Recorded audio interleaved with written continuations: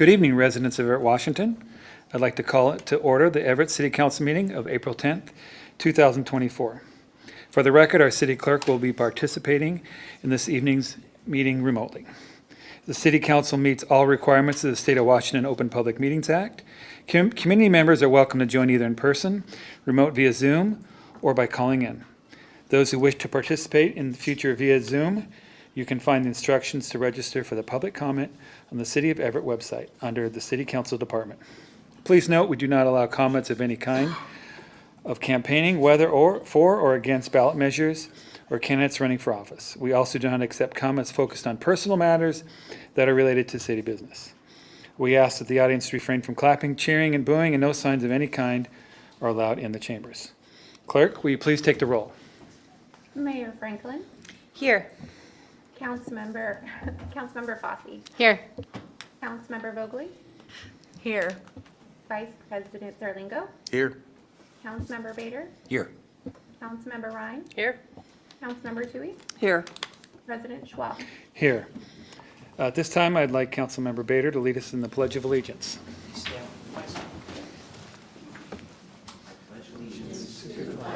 Of the United States of America, and to the republic for which it stands, one nation, under God, indivisible, with liberty and justice for all. Thank you. At this time, I'd like to ask Councilmember Zarlingo to read the land acknowledgement. This council wishes to acknowledge the original inhabitants of this place, the Stohopes people, and their successors, the Tulalip tribes. Since time immemorial, they've hunted, fished, gathered on, and taken care of these lands and waters. We respect their sovereignty, their right to self-determination, and honor their sacred spiritual connection with the land and water. We will strive to be honest about our past mistakes and bring about a future that includes their people, stories, and voices to form a more just and equitable society. Thank you. Do I hear a motion to approval of the minutes for April 3rd, 2024? Councilmember Ryan, so moves. Second, Councilmember Bader. Motions are made and second. Clerk, will you please take the roll? Councilmember Fossey. Yes. Councilmember Vogely. Abstain? Vice President Zerlingo. Yes. Councilmember Bader. Yes. Councilmember Ryan. Yes. Councilmember Tui. Yes. President Schwab. Yes. Well, and good evening, Mary. Good evening, President Schwab and council members. I have a few comments this evening. First, it was great to see three of you at Arbor Day this afternoon. We did a proclamation and helped a big classroom of fourth graders plant a bunch of trees in Garfield Park. So thanks to Councilmember Fossey, Vogely, and Ryan for joining me for that fun event. And I'm proud to share a proclamation marking this next week as Black Wellness Week in Everett. And so, whereas the tradition of Booker T. Washington's Negro Health Week has historically spotlighted health disparities in the Black community, fostering advocacy and education, and holistic well-being encompassing physical, mental, emotional, and social health is a priority for all communities, and addressing health disparities in Washington State, especially within the Black community, calls for initiatives that are both inclusive and resource-conscious, and a community-driven approach focusing on leveraging existing resources and capacities is essential for the effective implementation of Black Wellness Week. Now, therefore, I, Cassie Franklin, Mayor of the City of Everett, do hereby proclaim April 15th through April 19th, 2024 as Black Wellness Week. And I think representatives will be coming later to pick this up, so I'll have Jennifer pick it up for now. Thank you, Jennifer. And then I just wanted to make a few comments on our revenue work. First, we have another presentation this evening, and I just want to again thank our council for having the courage to dig into this really difficult topic and work to long-term address our structural budget deficit that we face together with cities across our state since the 1% cap on property tax was passed in 2001.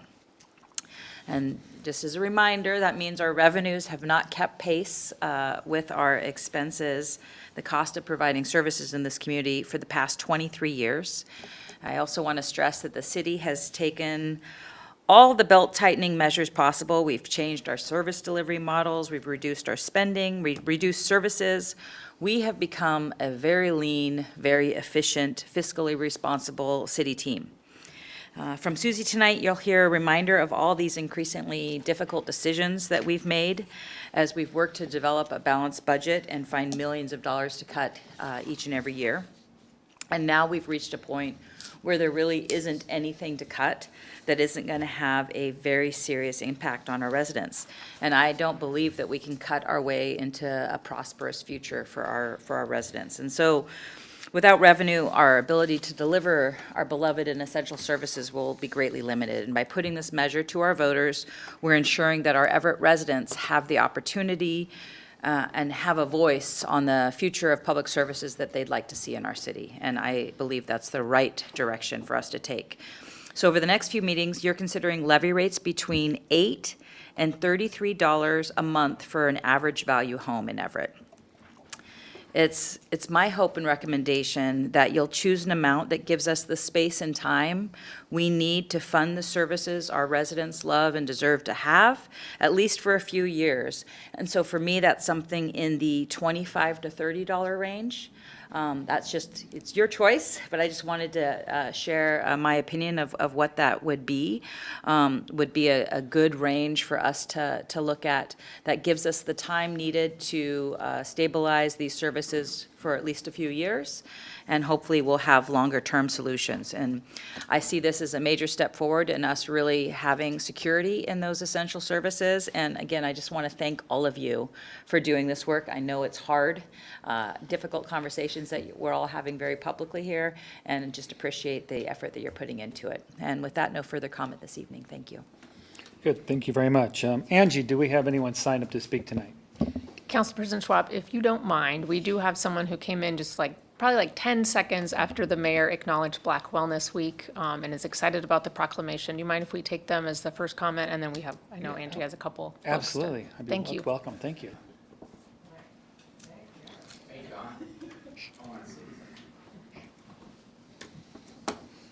Good evening, everybody. Oh, turn the mic on. I'm sorry. Thank you. Can y'all hear me? Yes. Hello. Thank y'all so much. My name is Terrence Hamilton. I am the business analyst for Momentum Professional Strategy Partners. Sorry I'm a little late, everybody. Traffic was kind of, wicked today. But I'm excited to accept this on behalf of my team.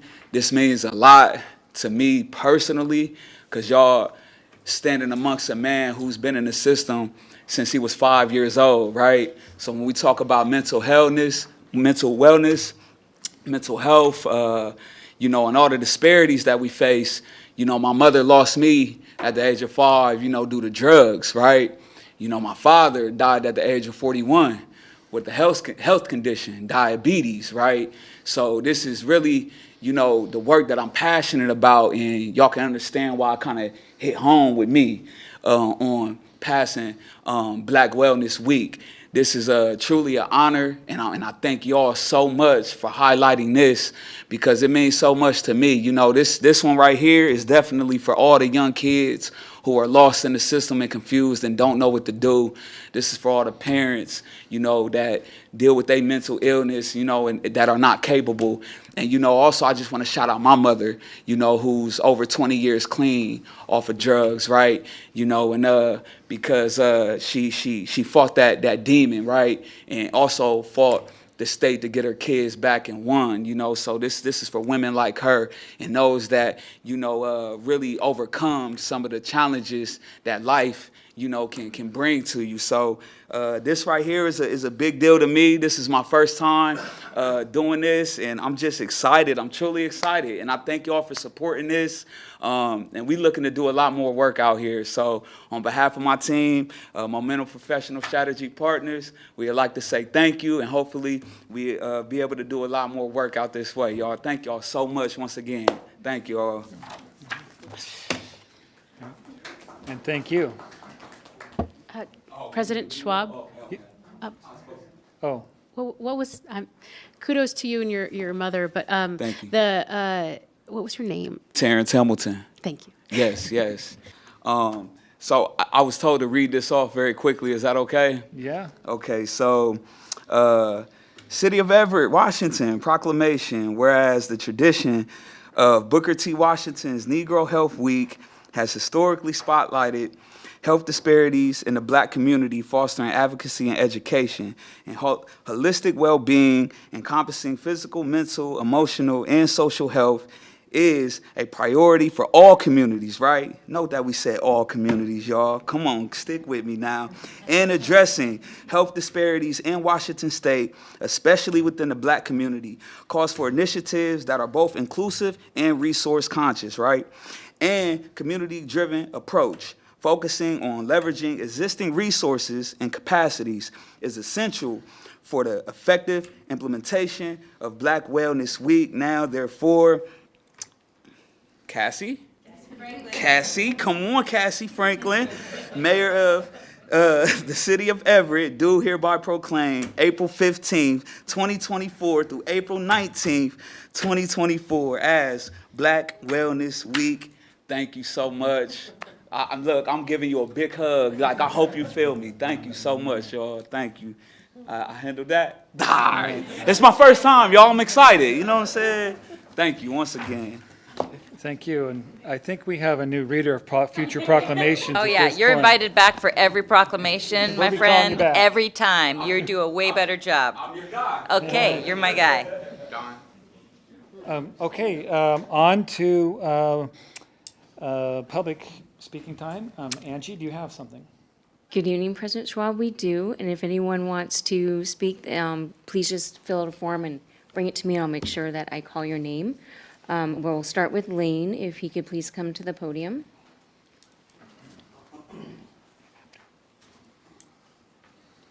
And state your full name and city of residence, and you have 3 minutes to speak. I'm Lane Adam Forehand, resident of Snohomish County, have been my whole life, other than little spits and spats here and there. I'm just going to basically speak real quick. Basically, I know some of us need more sleep, and a lot of us need more treatment. And I'm sorry for the other night. I caused a big hassle in Everett. I apologize. I had 3 beers. I got a little buzzed, and I got tired of being harassed, and I kind of went a little overboard with myself as sticking up for myself, and yeah, I apologize to everybody. So, yeah, I'll try to figure it out the rest of the way, and hopefully I get a little bit more help and information. Y'all have a nice night. Thank you. Thank you. Thank you. Anyone else? Yes, we have one more. Sonia, if you could please come to the podium. My apologies. That's for agenda item 18. Oh, you're gonna Reach wait till that. 18, Sorry, okay. yeah, so that's all Anyone we have else? for now. Did we have anyone else signed up to speak? Did you sign up? Do you want to speak, Leo? Can I talk for half a minute? Ha-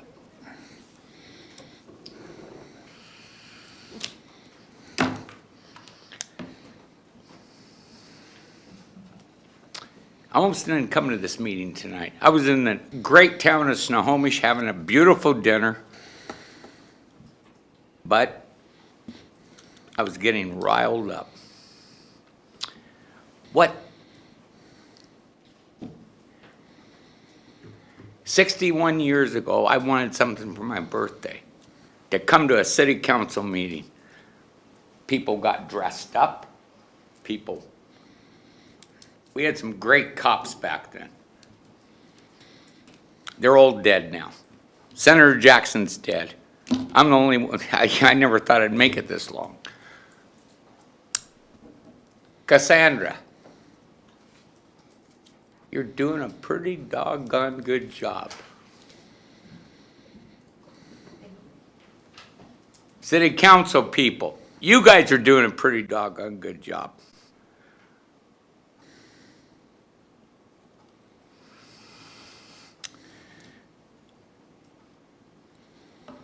I drove around off and on for the last 2 weeks. And there was a guy 60 years ago that used to say, "My Everett." I said, "It's not your Everett, it's everybody's Everett." We got a pretty good police department, maybe too many. We got a good chief. But I mentioned Everett and Snohomish, and they, oh God, they go bonkers. You guys know the reason why Snohomish doesn't like Everett? What's the reason? Don, I'm just here to listen, sir. what's the reason Just they finish don't up your like time, Liam. Everett? Because years ago, Snohomish County Courthouse ended up here. No. So here's another good thing about Everett. I couldn't find a pothole. I couldn't find one pothole. Downtown Seattle, you need a 4-0 drive just to go through Seattle and start ducking when the beer bottles start. That doesn't happen here, right? That does not happen in Everett. They're not throwing beer bottles at people, telling them to go somewhere else and the roads are bumpy. We got good roads, don't we, Cassie? And I think you helped that.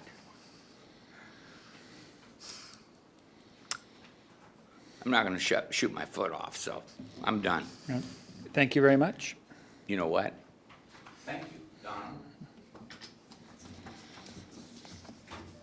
Okay, well, is that all our speakers for now, until item 18? Correct. Great, thank you. On to council comments and liaison reports. Councilmember Fosse. Thank you, President Schwab. This weekend, I got to go to the Everett Film Festival, and it was a nice reminder of how much I enjoy the amazing arts and activities and wonderful opportunities that we constantly have here in the city. And it was very, very enjoyable, and I will be definitely attending this volunteer run event next year because they definitely created a solid fan in me. So that was a great event. Thank you to all the volunteers and everybody that put that on. And thank you tonight to Terrence for the wonderful reading. I appreciated that, and congratulations to your mother on a hard-fought journey and the impact that she has with that. And then I hope everybody got to witness our wonderful cloudy eclipse that we had recently. And maybe some of you saw it. Unfortunately, we created the whole entire, the box of the viewing and everything like that, and missed out on the chance, but that happened. I got to meet with Riverside neighborhood this week and attend the Arbor Day celebration at Garfield Park, and my goodness, that was just so much fun watching all those fourth graders run around and beautify our parks and contribute to our wonderful tree canopy here. And so thanks again to the city and the PUD and everybody that is advocating for our tree canopy and those efforts, because it does make a difference in the quality of life here in Everett and our environment. And in response to the mayor's conversations, comments about the difficulty in addressing the structural deficit, and yes, every city is dealing with these things. I think for us, it hopefully will, at least for me, be a little bit easier to be able to relay that to the voters and have the voters kind of make some of the decisions on that, the final decisions. So I don't see it as a large challenge because I understand kind of the picture that has been presented budget-wise, and understand that while every city is dealing with this in Washington state, Everett is one of the select few that, while the 1% issue is a problem for many, it especially is a problem for us because of the amount of workforce, amount of neighbors that actually are employed here because we are a full-service city and we are a county seat, and we are a larger city than most of those in the state. And I'm slightly partial to what we offer and the quality of life that we have here. So that's going to be a big decision for, our voters going forward. I don't see it as much as a burden because I see the reality of it, but I think that the voters are going to definitely have to make the big decision going forward on that. And I think as far as that is concerned, that's about all the comments I have this evening. Thank you very much. Councilmember Vogely. Thank you, Council President Schwab. I was also able to attend the Everett Film Festival and lots of very interesting movies. I appreciated that a lot. And today, at the Arbor Day celebration at Garfield Park, I just wanted to thank the Parks Board members that showed up and, of course, the Parks Department staff. And the amount of knowledge that oh shoot, now I've forgotten, not our arborist, forgotten his title, but he is so smart with trees. So just want you all to know that we have a very great urban forester. Thank you. On our team. And that's all I have. Thanks. Thank you very much. Councilmember Zarlingo. No report from me tonight. I guess I would like to recognize Terrence's resolve, persistence, and resilience, and some of the things that we'll hear about a little later on tonight in terms of our COVID recovery funds. I know a number of us, that's been a focus of our allocations that way, where we're trying to help people in similar situations, young folks, where we have the chance to change a whole life and stabilize those and enhance that exact kind of resilience and resolve. So thank you for that. Thank you for the message. Thank you. Councilmember Bader. Thanks, Council President. Just a quick report. Puget Sound Regional Council Growth Management Policy Board last week went to that. The focus was climate planning. Intriguingly enough, one was a presentation on urban forestry program that the city of Lakewood has, which is really interesting because they too border I-5, and a lot of their disadvantaged neighborhoods are near I-5, and how they're trying to solve that and bring more urban forestry to those neighborhoods. And also notably, City of Sammamish had a sustainability committee that they put in place to try to help them with their climate planning. So interesting presentations there at Puget Sound Regional Council, and if anybody's interested, obviously you can find those on the PSRC website. That's my report. No comments. Thanks. Thank you very much. Councilmember Ryan. Great, thanks. Good evening, everybody. Let's see, this last week, on Monday, I did my do-si-do with a couple different neighborhood association meetings. First attended the Glacier View neighborhood, and then party hopped over to Port Gardner neighborhood, and I was able to share more about the revenue options that we're considering, and just helping with doing my part to share more and inform people. And I collected a long list of questions for our Q&A next week, so I will pass those along when I get a chance. I did want to give a quick few save the dates from some different events that have been shared with me. The Everett Station District Alliance is doing a spring cleanup on April 20th from 9 to 11 a.m. and folks are encouraged to sign up online. This Sunday, the Everett Farmers Market's having another Get Ready Market here in downtown Everett on Wetmore, so I encourage folks to come and support local agriculture systems. And April 27th, there's going to be a few different block parties and events that people can join. The Downtown Everett Association's hosting Planting Day, always a lot of fun. Definitely encourage folks to join for that.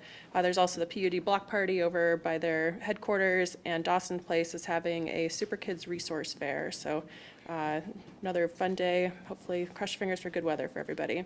And also wanted to give a shout out to Terrence. Thank you for joining today. I appreciate your persistence too for sharing the proclamation with us. And in the future, I would love to see an opportunity for a joint proclamation with the mayor and full council so that we can all sign our names to show our full support. And thank you for sharing your journey with us as well. And just wanted to share that Black wellness really matters to me. Thank you. Okay, thank you very much. Councilmember Tui. Yeah, I just attended the Everett Cultural Commission meeting on Tuesday. last night, and they're getting ready for the annual Went and Mayor's Arts Awards, so that is tomorrow night. Starts at 6 o'clock is a social hour at the Everett Performing Arts Center, and the program starts at 7, and it should be great. It should wrap up by 8:45, they said last night. I know they've worked really hard on it. Staff is doing a great job, so look forward to that. So that's all I have. Thank you. Can I just say that there's a big group of high school kids practicing for their performance at the Went Art Awards at the Village Theater, and so they're very excited. Fantastic, thank you.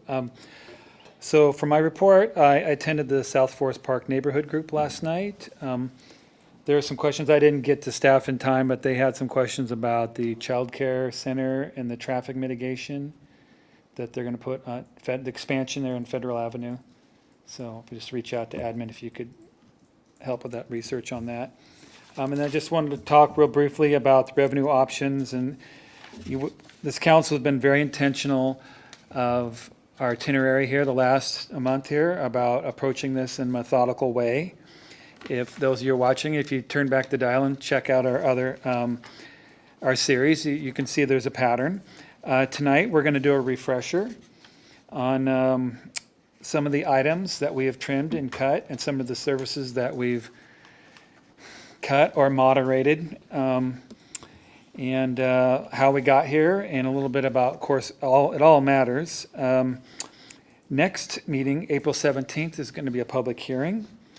And thank you, Councilmember Ryan, for bringing up the questions that you've acquired in the neighborhood groups. It's very valuable. And so I would encourage that all the council members acquire as many questions and emails, either from neighborhoods, social media, whatever you've acquired. And I'm asking admin to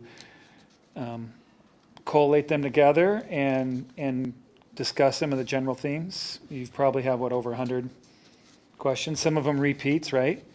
So I think it's really important for those that are watching and those here in the chambers that we're going to do everything we can to listen and communicate with the public. So I think that's very important. And so we'll be talking more about those on April 24th after a public hearing. And then also at that point, we're looking to land on a rate. And so we have a couple more weeks to, including the public hearing, to discuss where we want to land that as a council in the city. So that's all I have. Thank you. Oh, and then I guess just to add to that, May 1st is when we're looking at approving a resolution. So it's coming up quick. That's all I have. Do we have administrative update? Not anything further than what you already addressed. Okay. Yeah. All right. How about our city attorney, David Hall? No report, no executive session. Okay, thank you. Okay, on to our consent items, 1 through 9. Do I hear a motion? Move to pass the consent items. Second the motion. Okay, there's a motion and a second to pass consent items 1 through 9. Clerk, will you take the roll? Councilmember Fosse, Yes. Councilmember Vogely, Yes? Vice President Zerlingo, Yes. Councilmember Bader, Yes. Councilmember Ryan, Yes. Councilmember Tui, Yes. President Schwab. Yes. Okay, item number 10, third and final reading, Council Bill 2403-89, adopt an ordinance closing a special improvements project entitled Everett Mall Way, 4th Avenue to East Mall Drive, intersection Safety Fund 303, Program 106, as established by ordinance number 3835-21. Council President, quick question there. Usually third and final reading is when we take action. I apologize, I misread that. Thank you for being my Actually, accountability partner on that one. That's what it says, so guess. I'm actually confused about the So status. this is the first reading? Okay, gotcha. Okay. You didn't. Sorry, I misinterpreted that. Yeah, it's the first reading. I don't think it is the first reading. All right. Can we have some clarification? We do, so on the ordinance that you just read, the Everett Mall Way, there is action that's requested tonight to approve that ordinance. The first reading was on March 27th, and then April 3rd, and here we are on the third Okay. night of it. Okay, so this is the third and final reading. It is, yes. So why, it's just under the wrong tab? Yep. Sorry about It that. needs to be moved to an action item? Yep. This is a mistake on the agenda. It is. So council should vote to So- amend the agenda to move it. Another quick follow-up question, Council Yeah, President. yeah, thank you, Councilmember Thanks. Bader. Yes. Given that it was listed under proposed action items, is there any concern about us moving forward tonight in terms of public notice? I don't think so, because it is designated third and final reading. Okay, great. Then I will make the motion for item number 10. We adopt that tonight. Thank you. Oh, do we need to move it on the agenda, or are we, You don't need to, no. a second? Okay. All right, thank you. Any more clarification on this? So, okay, there's been a motion, a second. Clerk, will you please take the roll? Councilmember Fosse, Yes. Councilmember Vogely, Yes? Vice President Zarlingo, Yes. Councilmember Bader, Yes. Councilmember Ryan, Yes. Councilmember Tui, Yes. President Schwab. Yes. Okay, on to item number 11, second reading. Do we have any, its final reading will be on April 17th, 24. Do we have any questions or comments? Okay, hearing none, we'll go to item number 12, first reading. Council Bill 2403-91, adopt an ordinance creating a special improvement project entitled 20th Street CIPP Sewer Lining Fund 336, Program 038, repealing ordinance number 3950-23, third and final reading 4/24/24. Do I hear a motion? It's just first reading, so. No, we don't you want to just do a need motion? Okay. Run through, All right. read them You and got me. ask for Just throw me questions, under the yeah. bus right now. No, it's not. All right, good. We are- Okay. I'm All right, sorry that's the that we final missed- reading, yeah. so do we ask for, can I get comments or questions at this point? Thank you. None? Okay, we have none. All right. I will. Oh, okay. Looks Councilmember like we Vogely. have 1, 2, 3, 4, 5 things that will be creating stuff, so I wouldn't mind hearing all of them and then seeing if there's a presentation. Okay, we'll group them together. Yeah. Okay. All right, so we'll go to item 13, Council Bill 2403-92, first reading, adopt an ordinance creating a special improvement project entitled WFP Phase 2 Capital Upgrades Fund 336, Program 021, and repealing ordinance number 3943-23, third and final reading 4/24/24. Item number 14, Council Bill 2404-93, first reading, adopt an ordinance creating a special improvement project entitled Senator Henry M. Jackson Park Lighting Improvement Project, Fund 354, Program 099, to accumulate all costs for the project in the amount of $150,000, third and final reading 4/24/24. Item number 15, Council Bill 240494- first reading, adopt an ordinance creating a special improvement project entitled Thornton A. Sullivan Park Floating Dock Repairs, Fund 354, Program 100, to accumulate all design, engineering, and permit costs for the project in the amount of $40,000, third and final reading 4/24/24. Item number 16, Council Bill 2404-95. First reading, adopt an ordinance creating a special improvement project entitled Thornton A. Sullivan Park Disc Golf Course Improvement Project, Fund 354, Program 096, to accumulate all costs for the project in the amount of $150,000, third and final reading 4/24/24. Item number 17, Council Bill 2404-96. First reading, adopt an ordinance granting permission to the United States Postal Office Service to construct and maintain and operate an overhead sky bridge across 80th Street Southwest, located approximately 585 feet west of Hardison Road. Third and final reading 4/24/24. So does council have any questions or comments on these items? All right. Councilmember Vogely. Now that I got you to put them all together, Mm-hmm. I'm wondering if 12 and 13, since they're Public Works, if Ryan has anything to say, because I thought I saw him standing up, but I'm just curious. And then 14, 15, and 16, it looks like park stuff. And for that, I will just say, I definitely want to hear a little bit more about the lighting improvement project at Senator Henry M. Jackson. And I heard a lot at the Parks Board meeting, which I attended, but I didn't say that earlier. And then 17 looks like it's its own thing. So Okay, so if I now step in that I've here. made it Okay, so confusing. if I step in here, item 13 and 14, is there any presentation, briefing, or any comments from administration? Okay, I mean 12 and 13, sorry. Thank you. Okay. We have staff here if there's questions, but these items aren't proposed because there's actually no briefing. Okay. So if you have a particular question, both Ryan and Bob are here to answer those, but they haven't prepared a briefing because otherwise they'd be under action, not proposed. Okay, so is there any questions from council on item 12 and 13? Just item 12, 13. Okay, Councilmember Ryan. Thank you.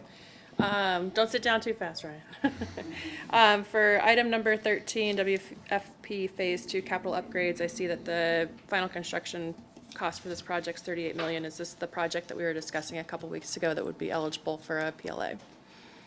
No, this is a completely different project. This is a project started in 2018. It's a basket of 7 or 8 capital projects that are rolled up into a single progressive design build that's being delivered as alternate project delivery. This contract was awarded in '22, and this is the last adjustment to the funding ordinance. And then what comes next to you would be the guaranteed maximum price under the progressive design build model for the project. Okay, so I think it's something of Reservoir 2, the other. Yep. 2, thank you. So will this project, so what I'm gathering is that since the project was initiated in 2018, it will not be considered for a PLA? That's correct. We did consider it after we had solicited proposals. We received proposals from 3 design build groups. 2 of them were local open shop contract and design groups. One was a multinational firm, which was very capable of doing a PLA. They withdrew from the competition because it was too small of a job for them. And so it was selected between the 2 local contractors. So it wasn't considered further for a PLA. I'm good, thank you. Councilmember Fosse. So is there a reason why, was this actually presented to council as a briefing about regarding the PLA status, what the decision was? Yeah, this has been at council before on multiple occasions. And did you guys brief the same decision? Because we appreciate like having the information of Yes. why, because that's very, very helpful. Yeah, it was briefed hopefully very similar to the way I described it tonight at the time that the contract was awarded. On deciding not to do a PLA? Correct. Okay. And so that was in 2022? Okay, thank you. Okay, any other questions for items number 12 and 13? Okay, thank you very much. Okay, let's moving on to council comments or questions on item 14, 15, and 16. Councilmember Zerlingo. One brief comment on item 16, 2404-95, about the Thornton A. Sullivan Park Disc Golf Course improvements. We've been talking a little bit tonight. We'll be talking more about cuts that have been happening over the past few years, and for those of us involved in parks programs, we've seen the effects of some of that. But this is one of those where I think, by some contrast, this is the disc golf course was originally done with the cooperation and assistance of local disc golf enthusiasts, so better using a large asset that we had that's 102 or 3 years old. And this is, I think, a good example of doing the best we can without or a minimum of additional money. So that, I guess I'd like to recognize the Parks Department for that, for leveraging those private efforts. There's some other projects going on in the same vein where we are doing more with the limited funds that we have and the resources and facilities we have. So it's good to see that, and I've seen a lot more of the disc golf use. This is going to allow us to use an area in the park that really has been underused for quite some time, and hopefully, the term is activate, I guess, make that a better part of our park system with a very, very minimal investment. Okay. Thank you. Councilmember Fosse. I just wanted to give a brief comment on the Jackson Park Lighting Improvement Project, and just say thank you so much to the city for prioritizing this project for the Jackson Park area.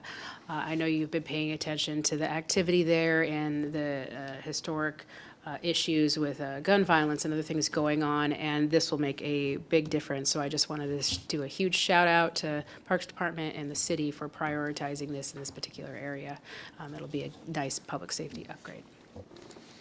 Thank you. Any other questions on item 14, 15, or 16? Councilmember Vogely. Thank you. Thornton A. Sullivan Park floating dock repairs. I just remember being out there with the kids and them jumping off and having fun, and then taking a picture of the scariness of the dock itself. And so I know for a fact that it is in need of repair, and I appreciate that it is going to be repaired. Yeah, that's it. Thank you. Okay, thank you very much. Moving on to item 17. Is there any questions or comment on item 17? Okay, hearing none, thank you. All right, so moving on to the briefing items. Administration has an update. Item number 18, Council COVID Recovery Fund. Yes. So, council members, as you know, in 2022, you decided to allocate $100,000 per council member to spend on worthy projects that regularly come to your attention. We gave you a request to keep those awards at $25,000 or more per project, and to also allow staff to vet the ideas, and I appreciate your participation and help with that. In the packet, I summarized those uses by purpose to help reflect your collective impact in the community. Your top allocations went to quality of life purposes. That's kind of a broad bucket, but it seemed appropriate. Youth and parks, followed by food security, public safety, economic development, and then some for transportation purposes. The specific awards are listed in the council packet, and most of you also, read through those at a meeting that I did not write down, but it was a few months ago at the beginning of the year. Or actually at the end of last year, probably the last meeting. In your packet, there's also a page that includes ideas from feedback that was built from feedback from Council of Neighborhood Leaders. They gave ideas to the mayor, and I summarized those into potential categories with a high-level estimate of what an investment amount could look like. Doing this within the parameters of the recovery funding that I described earlier. So that's on the last page of this item. Those categories and items include support for neighborhood leaders to manage their associations, emergency management support, capital investments in neighborhoods for signs to help them communicate with their neighbors, additional funds for block watch, community improvements like parks, public restrooms, playgrounds, graffiti removal, public art, violent crime prevention programs in partnership with community organizations, and then a few nonprofits that were cited by various neighborhood leaders. If any of those items look interesting to you, we would encourage you to reach out to your neighborhoods or to Council of Neighborhood Leaders to get more feedback and information. That's my filter of what they said, but I think they would have other ideas. They also commented on some other things that are listed at the end to the mayor that related a little bit more to city operations. It was a great meeting and a really good chance to hear from them. Not all of it synced up with your COVID recovery fund, so I put them on there so you could kind of see the tone of the conversation. And lastly, I'll note that the budget amendment tonight that Susie will brief does include a final round of another $700,000, so $100,000 each for these same types of allocations. And then in May, and I can't remember if we picked a particular date, I'm guessing that, I would say probably not the 1st of May, because I know that's our last night to talk about revenue, and it'll be a big night, I'm sure. So sometime, maybe 2nd or 3rd week of May, we'll have another resolution on all COVID expenditures so far, and a broader update on that whole package, so. Do we have any questions from council? I think we have public comment. Yeah.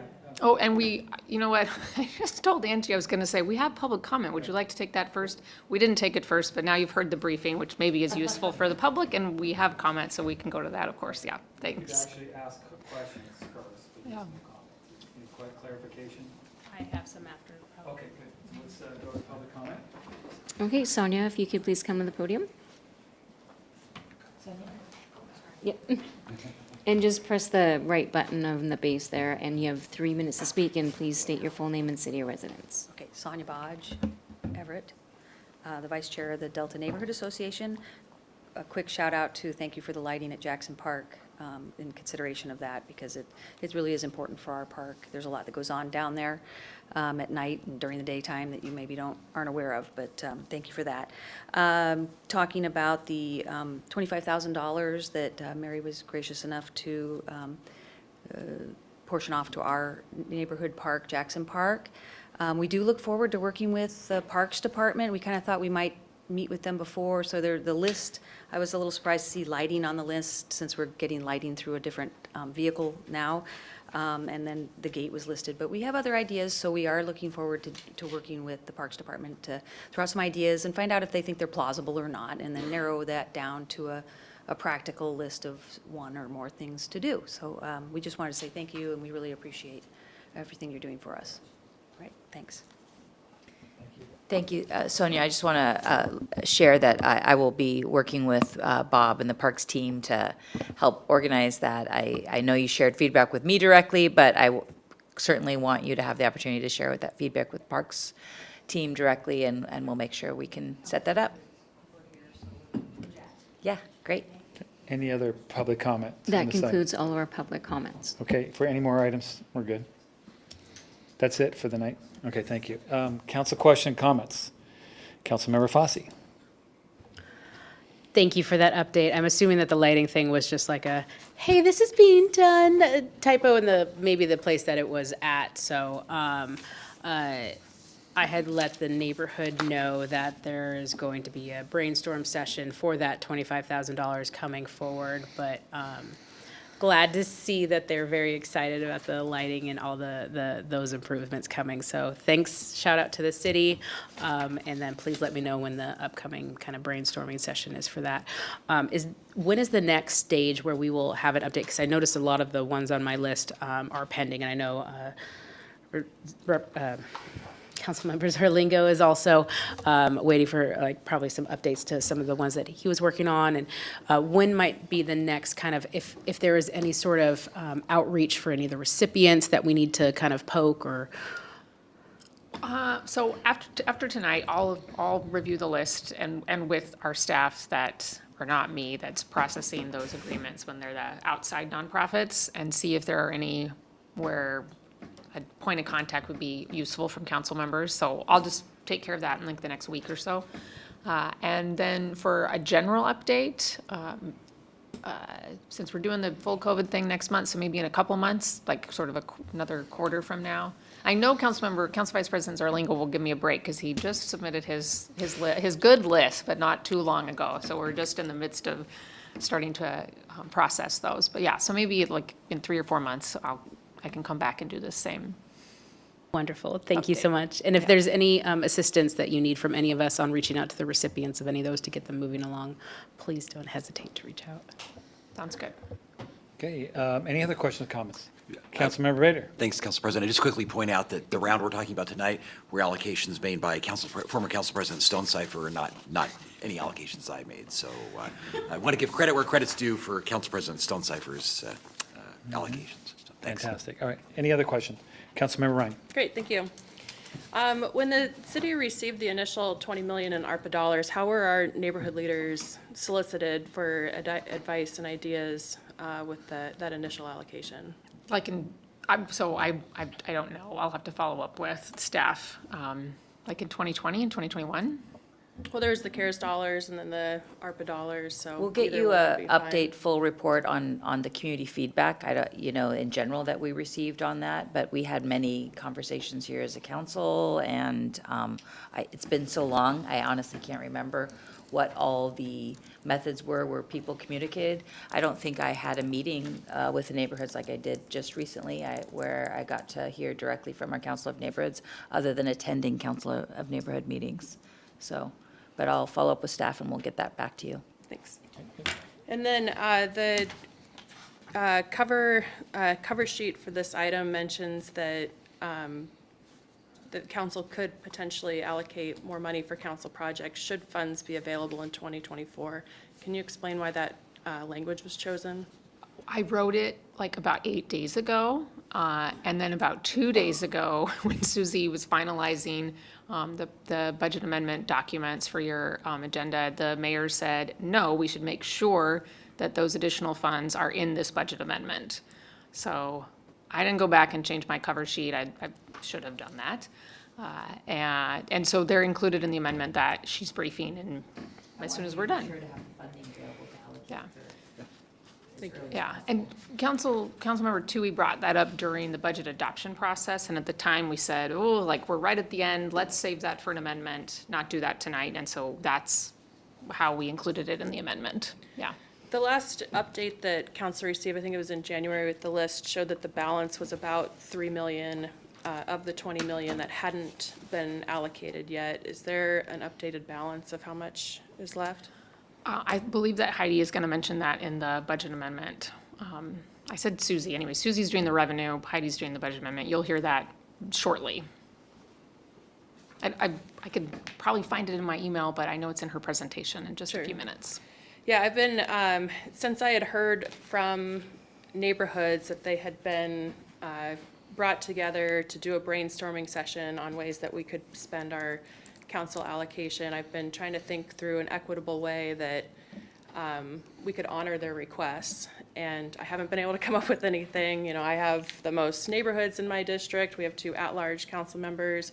So divvying up our $100,000 to, there's no equitable way to do it that would meet the needs of every single neighborhood that we represent, just because of the balance of neighborhoods that we each represent. So I've been thinking that there should be an additional allocation specifically to honor this list of requests that the neighborhoods have, so that no council member is disproportionately burdened with trying to provide for their neighborhoods. And then also just to make sure that, I think, I hear all the time from neighborhoods about, you know, the need for outreach with their communities and A-frame signs and lots of like the onesie-twosie things that would definitely not meet the $25,000 requested threshold for an allocation. So I'd like to see an additional allocation specifically towards, maybe not everything on the list, because that'll drain us, but something in addition to the council allocation dollars to make sure that the neighborhoods are, that their requests are honored and that none of us are disproportionately footing the bill for that. So I think I tried to make this clear when I met with the neighborhood leaders. The goal was to solicit feedback, not to say, what do you want, and we're going to fund it. I love our neighborhood leaders. I know all of our neighborhoods have various needs, and some of our neighborhoods are very active and very vocal in expressing their needs, and they have a good organized group of folks. And other neighborhoods have 2 or 3 people who don't really know how to access the resources that are available here at the city. And so that's why we have our staff that work at the city and try to provide support to the neighborhood groups. And so our goal as a city team is to listen to the neighborhoods. We have our council members that serve as liaisons to the Council of Neighborhoods and try to provide that ongoing feedback, and I think we'll continue to do that. But I want to be very clear to anybody who's listening that there's no way that we can meet the needs of every neighborhood group, every community group, every organization that needs funding, because we just don't have that much of this funding available.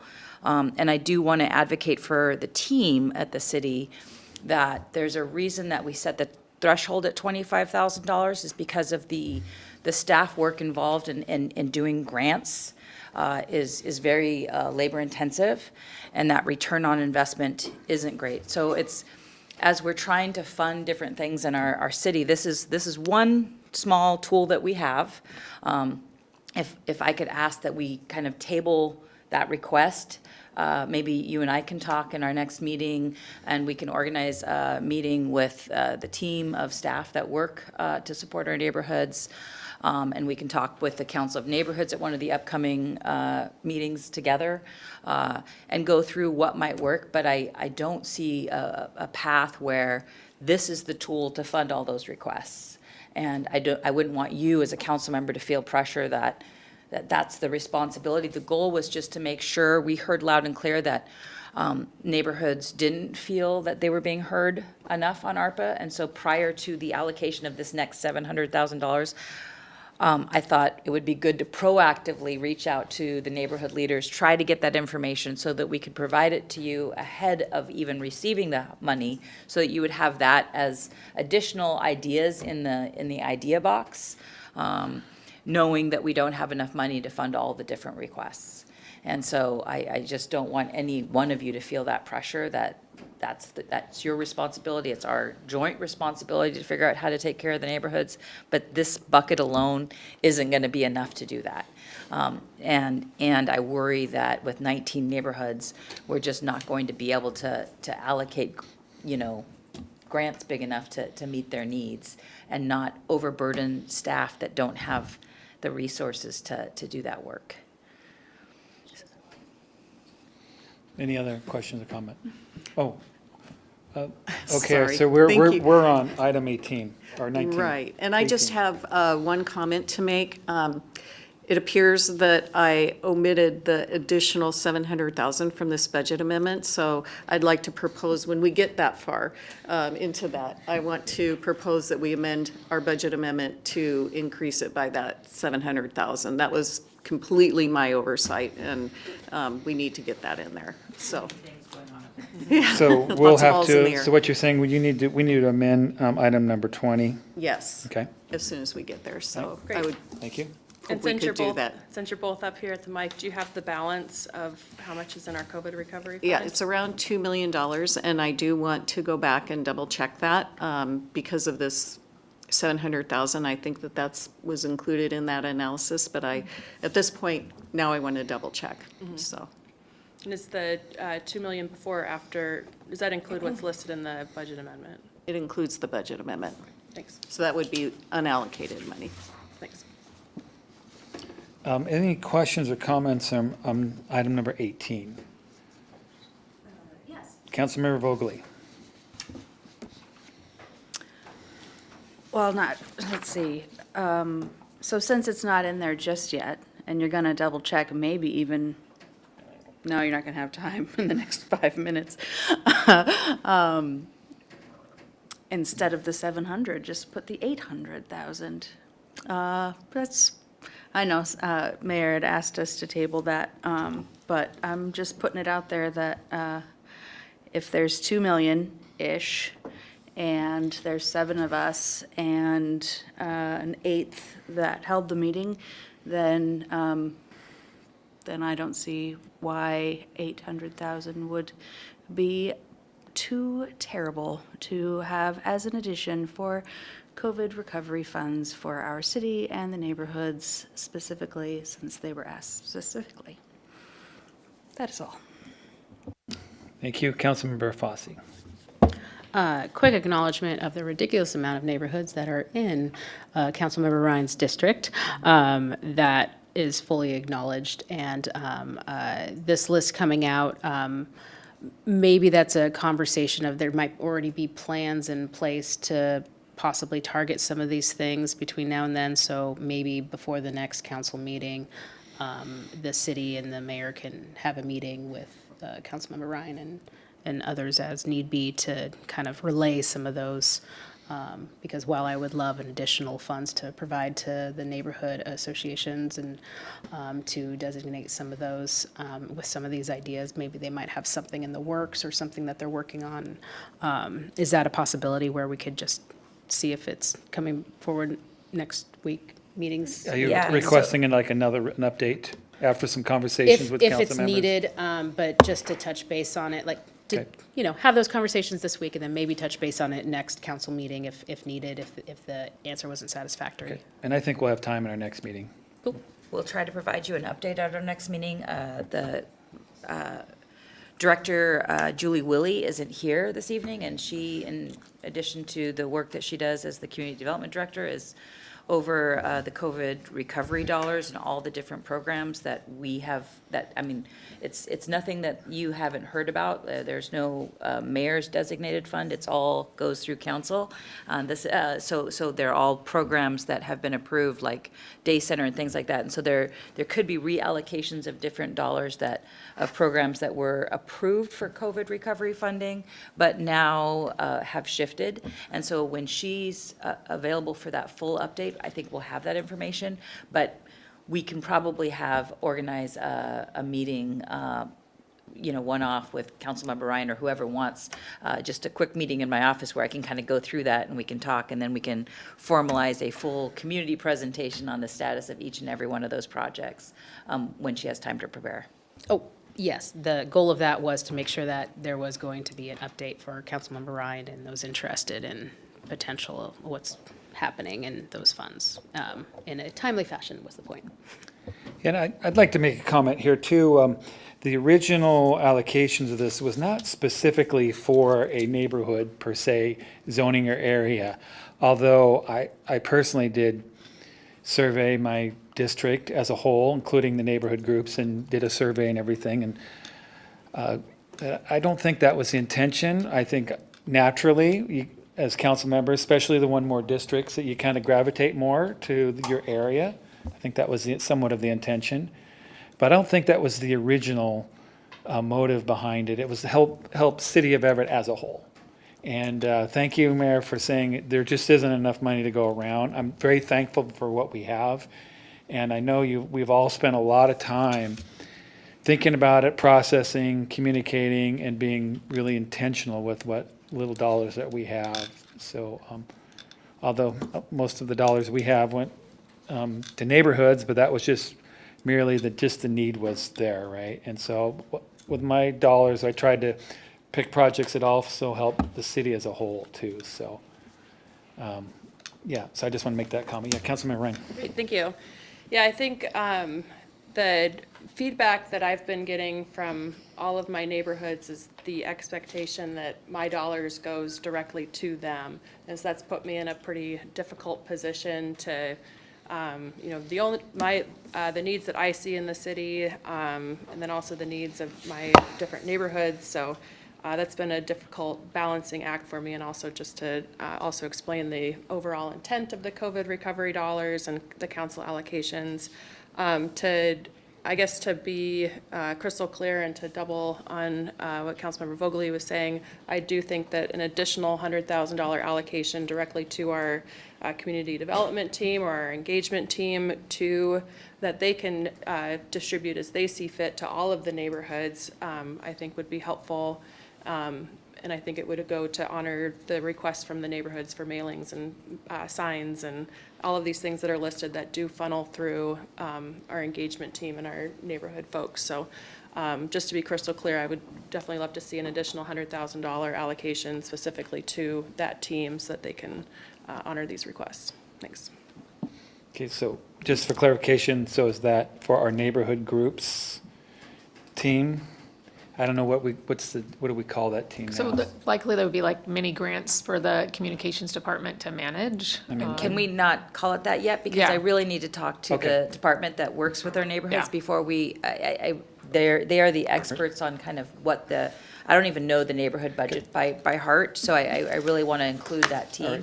So I thank you, I appreciate it. Can we, I guess the question I have is, can we do the 700,000 tonight for your traditional allocations and then hold that extra 100,000 as we know we still have money, and let me follow up with the team prior to that allocation, because I don't want to misspeak of how it should be Well, and utilized. the budget amendment's first reading tonight, so we got 2 more Great. weeks. So Thank we you. can, I just All need, right, I and need so- to follow up with the team Okay. before we. Councilmember Fosse and Ryan, are you good with that? Thank you, yes. Okay, so the intentions are, as we discussed earlier, is next week we'll have some presentation. Oh, Councilmember Zarlingo. The subject of mini grants had occurred to me as well before, because I know that was how some of this stuff was handled. And I agree with President Schwab that the original idea of this was more broad for the city. But I am mindful of the administrative load. I know both for the city and even for the neighborhoods, applying for and tracking the mini grants and that sort of stuff was significant, and not all the neighborhoods had good success with that. So so I'm cautious about that. I think we should proceed pretty deliberately that way. Also, I would certainly be willing to allocate a portion of this with the other council members to create a separate fund out of our $700,000 total to allocate for the neighborhoods, if that was a plan that could work out, again, with the administrative load involved. But I'm not convinced yet that that's the best way to do that. I think we've got real concerns here, and I don't want to put a heavier load on our city staff when they're already pretty lean on this. And as someone who came up with, after some delay, an allocation set that I really felt great about, except that it was way too granular.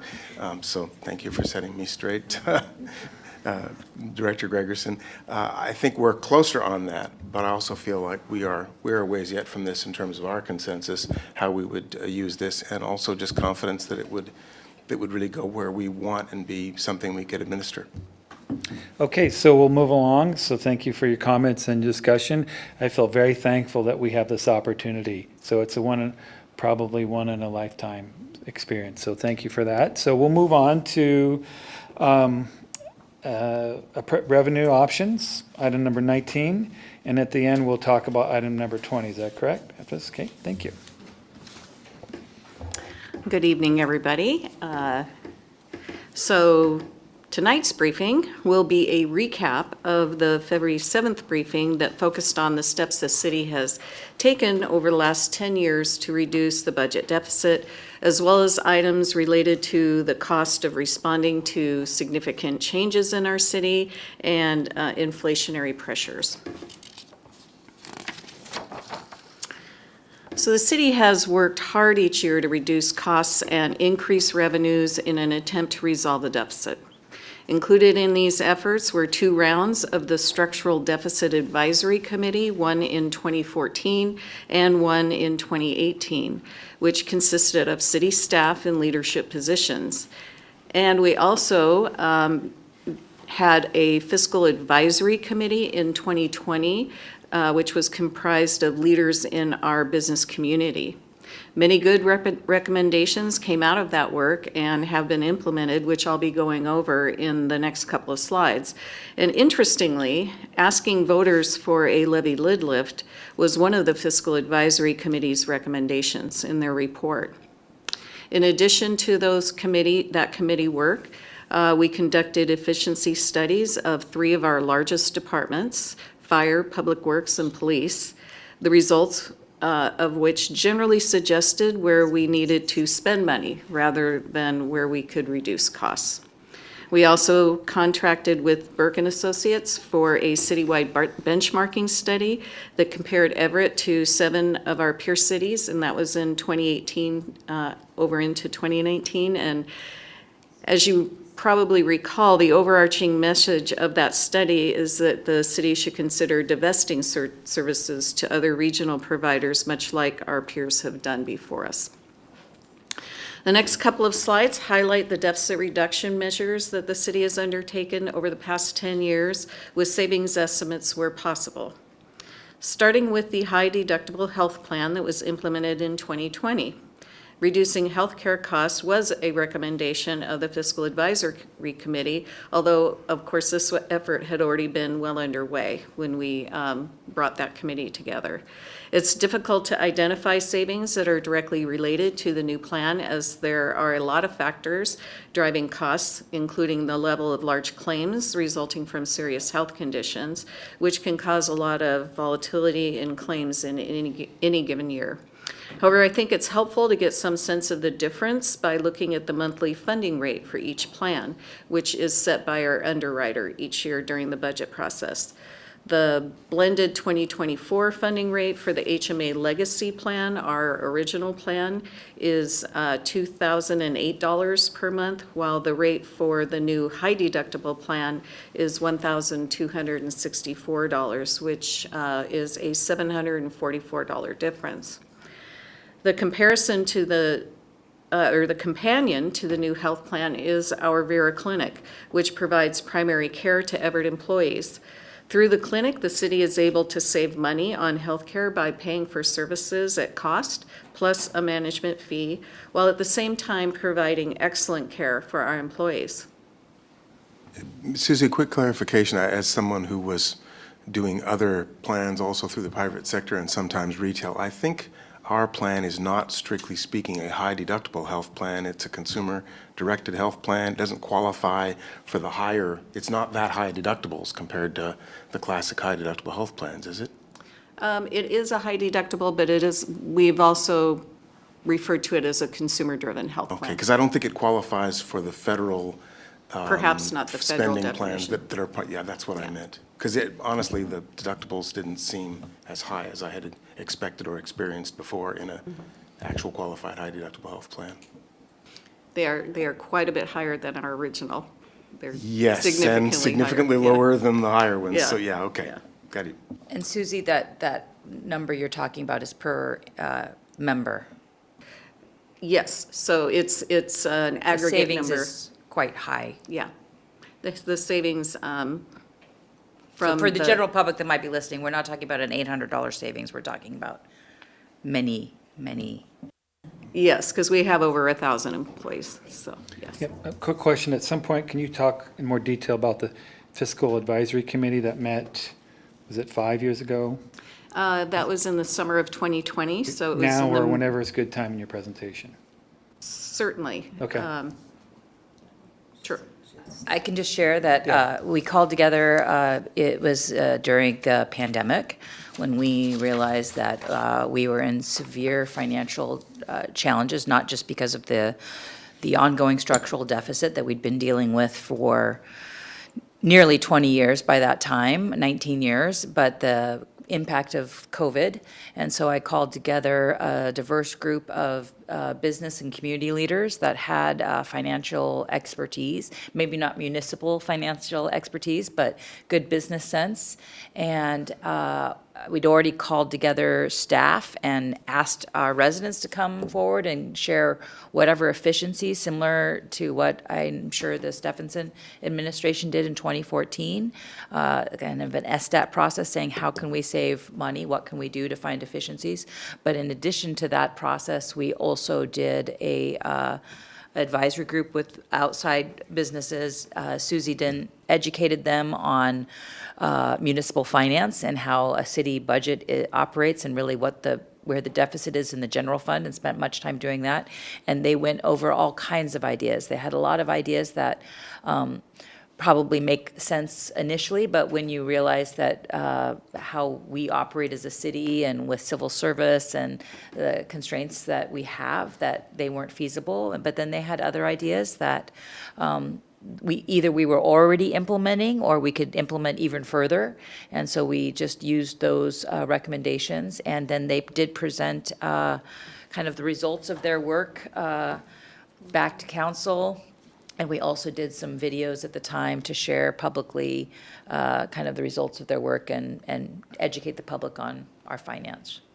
And you mentioned one of the recommendations was a levy lid left. That is Yeah, correct. That's right. Right. So we've gone full circle. Yes. And there were, I think, 24 or so recommendations, and looking back at those, they were almost all moderately painful. They were serious, and we're getting toward that now. Thank you.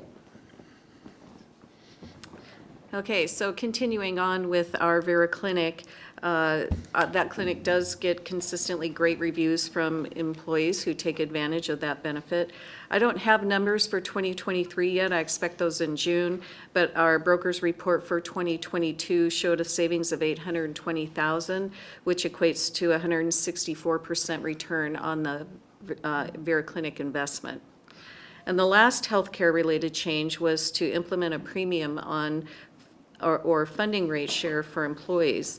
Prior to that, the employees did not contribute anything towards their health care costs. With the exception of police management, union employees now pay a 5% share on the consumer-driven health plan and 10% on the original HMA legacy plan and group health or the left trust plans. Appointives, elected officials, and police management unit union employees pay 5% on the consumer-driven plan and 15% on the HMA legacy or group health plans. We also implemented 2 rounds of the voluntary separation program for city staff. Savings were generated by holding positions open for at least 6 months and backfilling at the bottom of the pay range for those positions. The first year savings for the 2019 voluntary separation plan was $1,580,000 and $1.75 million for the 2020 voluntary separation plan. Savings diminished over time as employees received step raises and reached the top of their pay ranges. We also preserved well-loved community programs that we could no longer afford to fund by entering into public-private partnerships. Public-private partnerships were also endorsed by the Fiscal Advisory Committee. Examples of successful partnerships include a contract with the VOA to operate the senior center. We're currently paying a management fee that is declining and will stop in 2028, at which point the VOA will be self-supporting. The net savings in 2024, which would be the difference between what we would have paid to operate the senior center with our own staff and what we are paying in a management contract fee to VOA, is about $470,000. This has been a very positive way of preserving senior center services and more fully activating that facility. We now collaborate with Snohomish County and the Port of Everett to deliver Jetty Island Days. We receive approximately $120,000 a year towards maintaining that popular summer program. We're working with a nonprofit to produce the 4th of July parade, which is saving about $17,000. And we are partnering with the Downtown Everett Association and Rotary to keep the downtown and Mukilteo Boulevard flower programs going. And that's saving about $325,000. We also reduced services such as the lifeguards at Silver Lake and the library's bookmobile, saving about $250,000 per year. We eliminated most recreation programs and closed the swim center, reducing expenditures by about $1.25 million. We conducted 2 rounds of soliciting ideas from staff in the community as part of the Structural Deficit Advisory Committee efforts to improve fiscal sustainability, one in 2014 and another in 2018. That effort included community outreach and a submission form on our website. Most suggestions were fairly small, but together we're saving about $285,000 per year off of that effort. We also froze maintenance and operations, or M&O, budgets for most departments in 8 of the past 10 years. The annual savings vary, but the average is about $160,000 per year. Councilmember Ryan? Thank you. The theme I've been hearing a lot from folks when I talk about revenue options, they always bring up the swim center. And I know we've talked about it quite a bit at council, and I know it was, but it was also just a beloved part of the city. I don't have a question, but just wanted to throw that out there in the ether. Maybe for question and answer next week, we can include a mention of it. 'Cause I've heard people say that if we could bring back the swim center, then I might vote for it. And we know that's not an option, and it's not feasible, and it's not fiscally responsible for the city to do. So putting that out there as well. Can you expand a little bit more about the recreation programs elimination? I know, it's, a lot of them were pay to sign up, so were we running at a deficit for the rec programs as well? Those are all subsidized programs. Some of the programs did charge a fee, but it would never have covered the cost of delivering that program. And we also, in many cases, had what we called scholarships for folks that couldn't afford the money.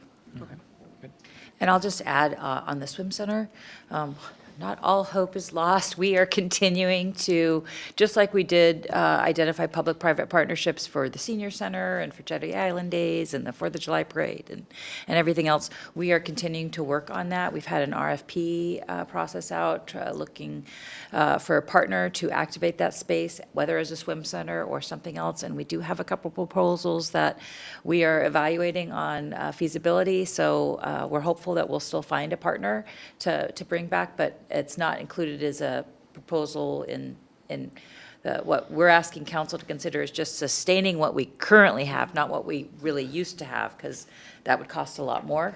But yeah, note for the community, we are continuing to look at a possible partner for the swim center. Thank you.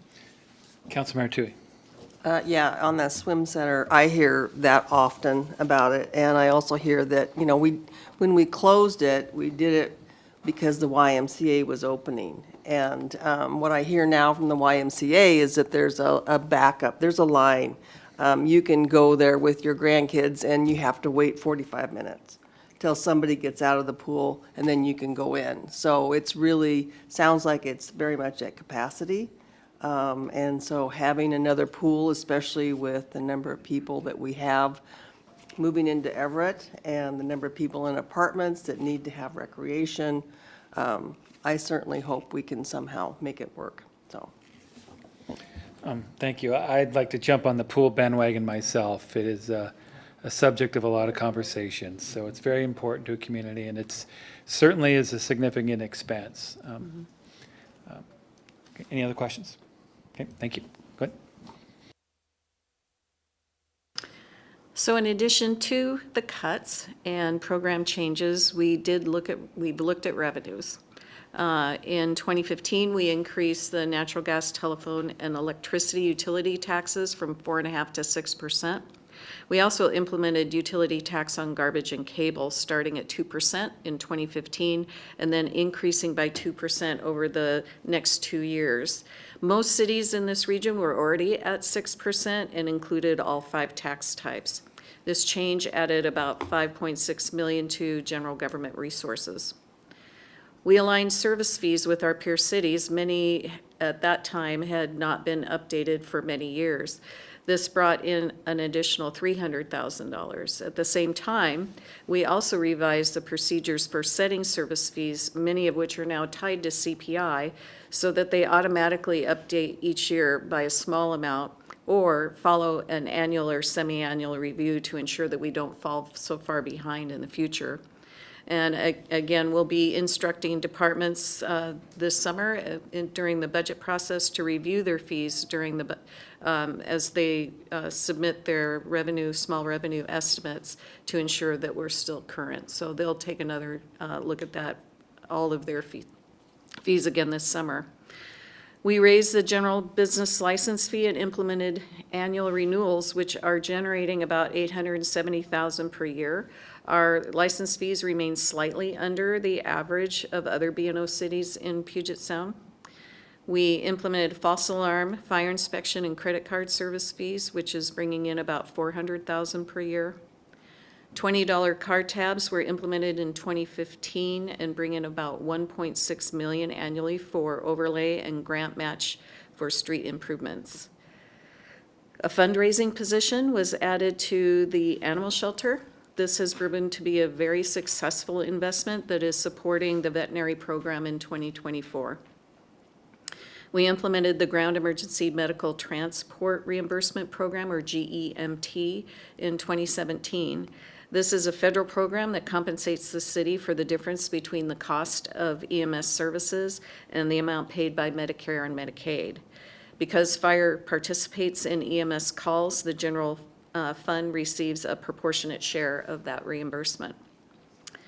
The items on this list represent the largest of the actions taken. There are actually dozens of small changes that have been implemented over the years as we've worked really hard to leave no stone unturned in our efforts to close that gap. City's efforts have been significant, as you can see, in the number numbers on these slides. However, as we've been showing in all of our budget briefings, they still have not been enough to resolve the general government structural deficit and achieve fiscal sustainability. I think we can all agree that a lot has changed over the past 10 years in Everett and pretty much everywhere around. Public safety, homelessness, and behavioral health have greatly increased demand for public services, including social services, which are new to the city. This growth has also increased the need for internal-facing staff support. The makeup of department staffing changes on a fairly continuous basis with ups and downs in various areas as needs arise.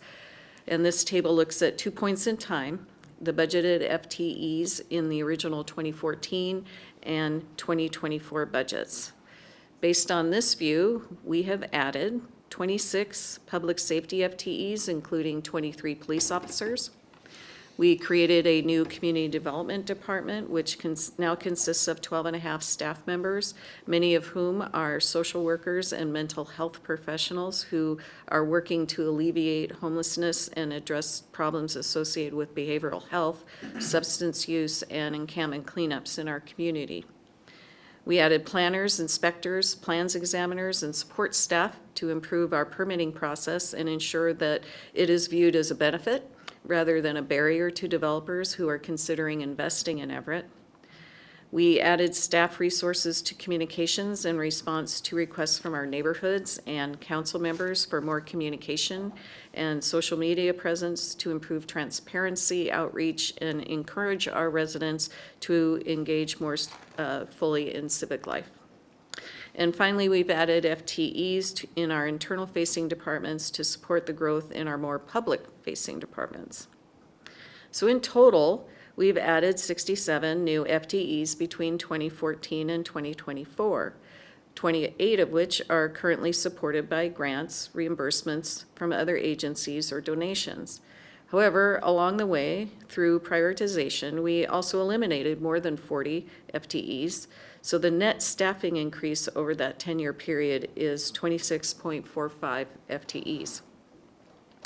It can be helpful to look at our change in staffing levels in terms of the population we serve.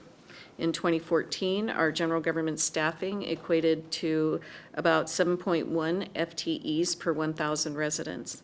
In 2024, that number has declined to 6.5 FTEs per 1,000 residents. And even though we have eliminated some services, as I've previously mentioned, that workload has been replaced and more by increases in others and the addition of social services as we respond to the needs in our changing environment.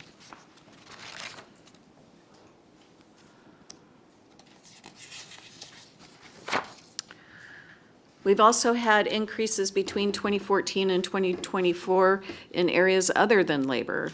We had been providing $600,000 per year in debt support for the PFD since about 2007, $100,000 a year from the Hotel Motel Tax Fund, and $500,000 per year from our real estate excise tax in CIP2. However, when we took on about $27 million in debt on behalf of the PFD in 2014, we had to begin contributing $800,000 per year from the general fund to enable CIP2 to pay the new debt service. We are also among the 4 founding members of File Local, which is a multi-city tax and license system through which businesses can obtain business licenses and file and pay taxes online for all city members. The service provides a significant benefit to both taxpayers in terms of convenience and efficiency, and the city by increasing our visibility in the business community, which is definitely improving compliance. There are now 10 city members of File Local. Our 2024 annual membership cost is about $47,000. The city entered into an agreement with Catholic Community Services to provide $200,000 a year in funding support for their counselors at Claire's Place. Snohomish County and Providence also contribute to those services.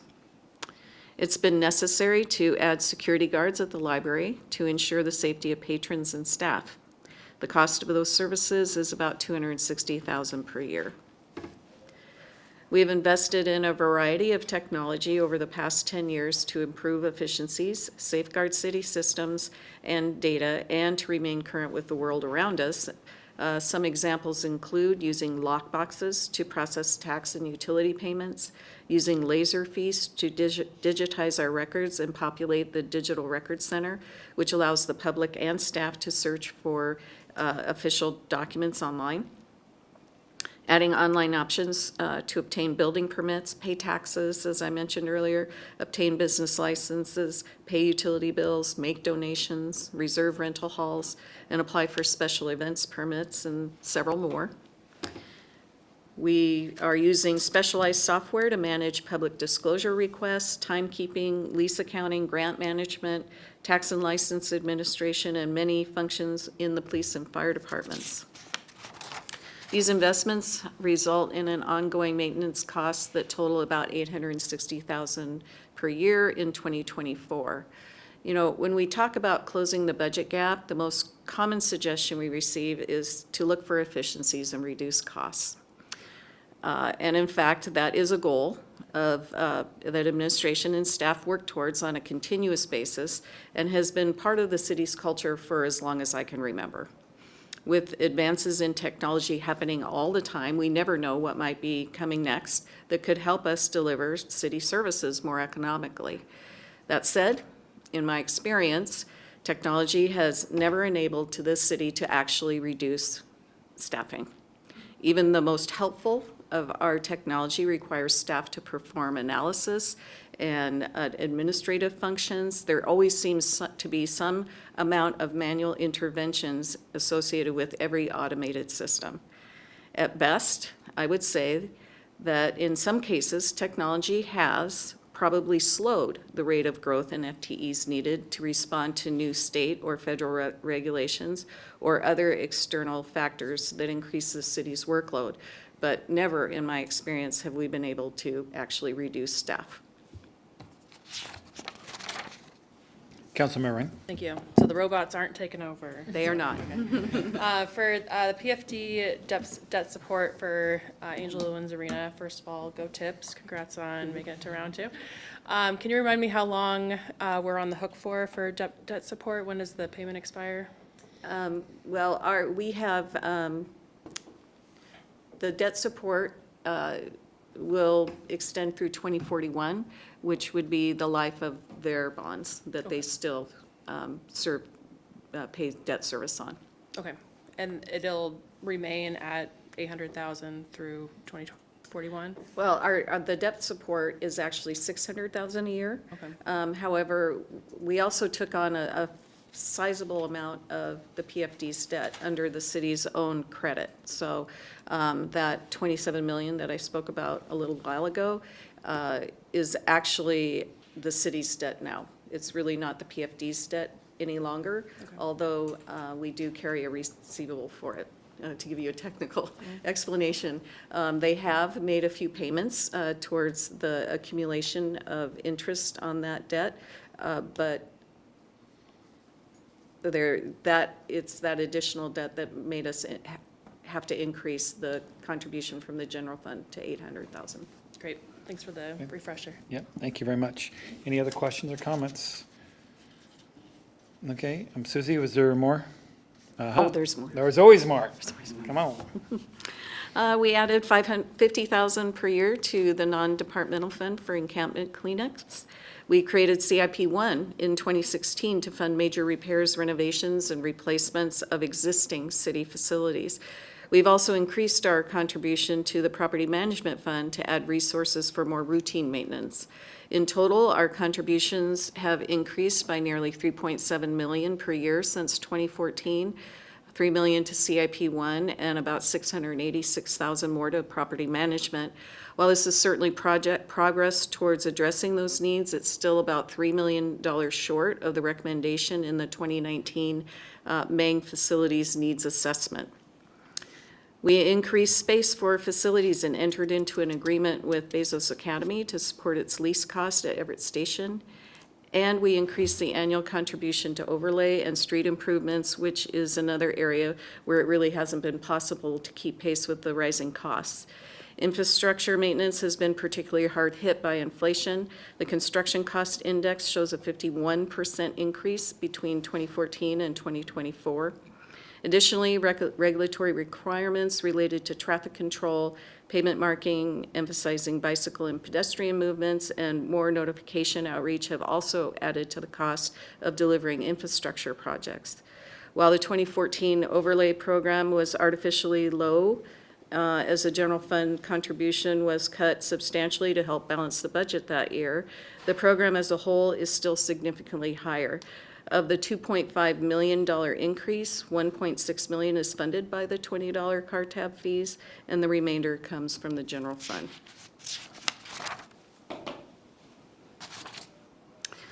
The city also has a substantial number of external factors driving budget increases.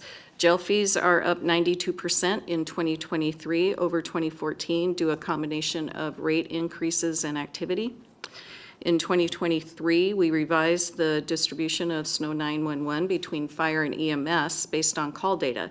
This increased the allocation to EMS, which is not part of the general fund, and reduced the general fund's portion. So in a general government-focused presentation, it appears that the cost has gone down. However, in total, Snow 911 costs rose by nearly $450,000 per year between 2014 and 2023. Our required contributions to our tort reserve have increased by approximately $900,000. And I think we're all probably familiar with how the cost of insurance has grown over the past few years. The city is experiencing this as well, with our general government liability and property insurance rising more than $3.3 million, or 118% since 2014. Workers' comp is $900,000, or 26% higher. Utilities are $261,000 higher. They'd be higher still had we not completed conservation projects, such as the streetlight LED conversion that was completed a few years ago.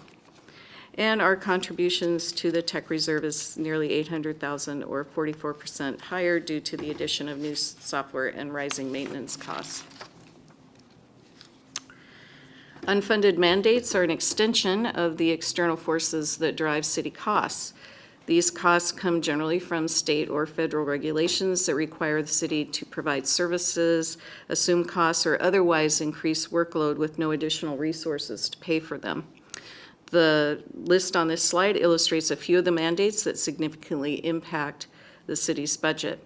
We're all familiar with the Left One pension funds, which require the city to pay for excess pension benefits and all medical costs for Left One retirees.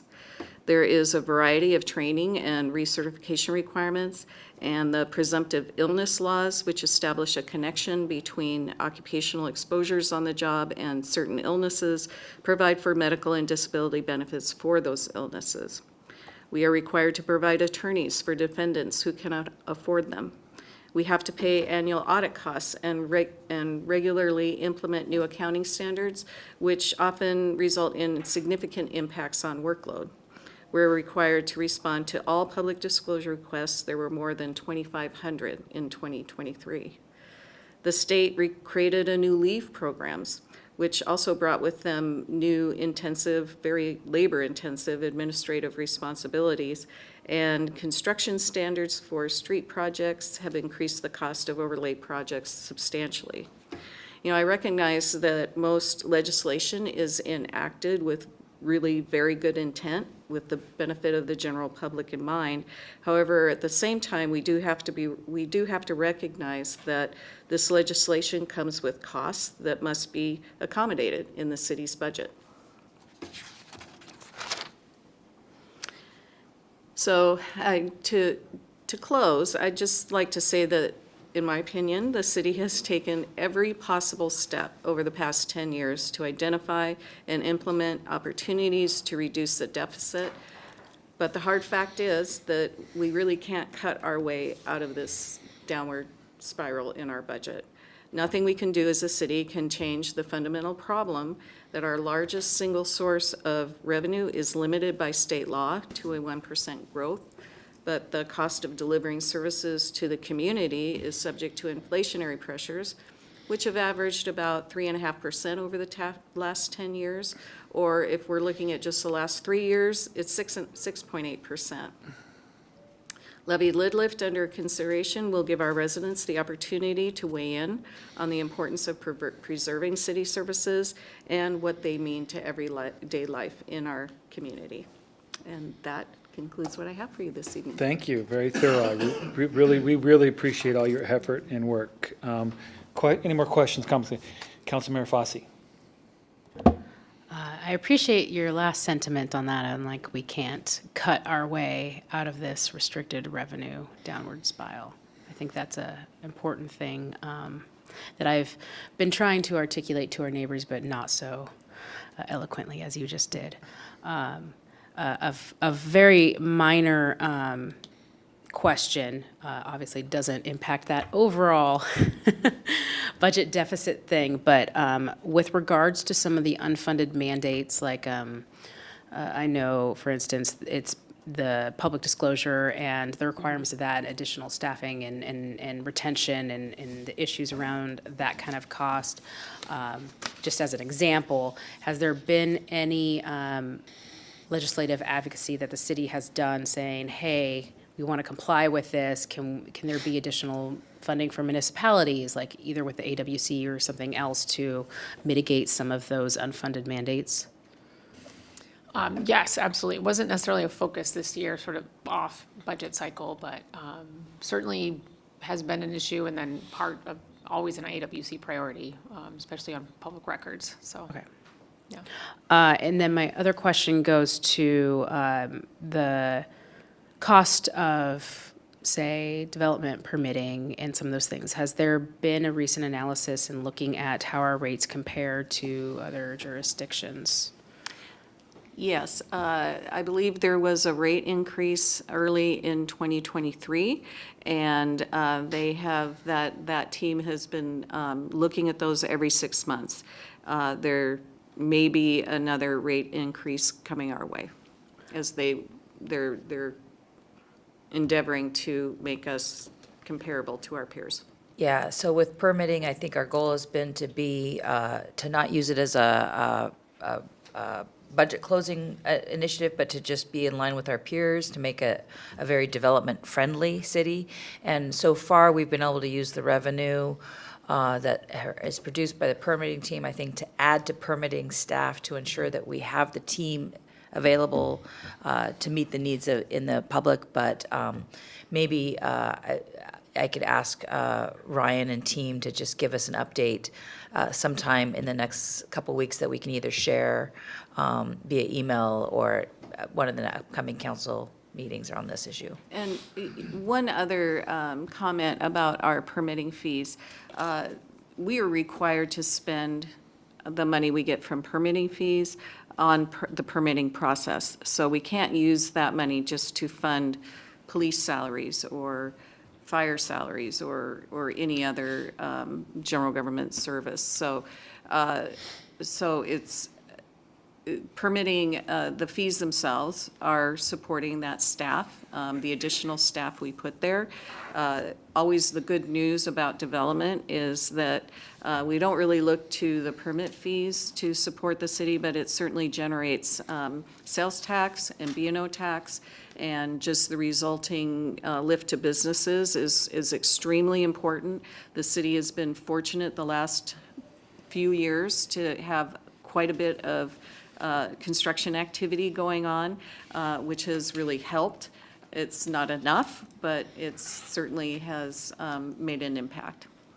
And I wasn't suggesting that this would be going to close any sort of budget deficit per se, but I'd be interested to see of where those funds could potentially benefit. What is that? Is it fully funding that, how that is in relation to our counterparts? And I don't think that something as a permitting fee would necessarily deter development. It's more of, permitting process, how long it takes to actually develop things here, other amenities and services, and how we offer those services, not necessarily a incremental development fee. So taking that into consideration, I'd love to see kind of some of the numbers in the picture and how that kind of looks. And I know that's just a small, tiny little micro thing, and it doesn't, solve our budget crisis whatsoever. It's just something of interest I would love to learn about. Okay, thank you. Councilmember Zarlingo.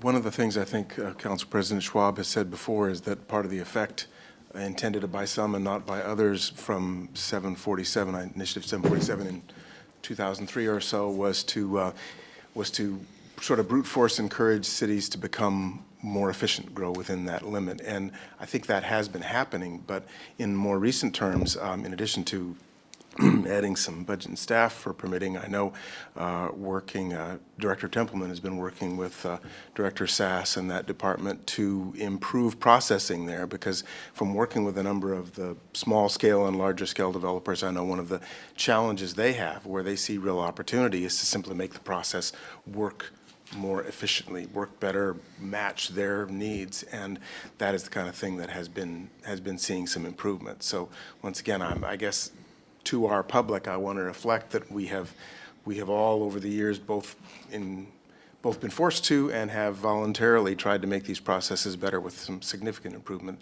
lately. I hope we can do more of that, but that improves the smoothness of it. Hopefully it makes it a place where people invest, but it doesn't. It certainly, as Councilmember Fossey said, it does not fix the deficit problem.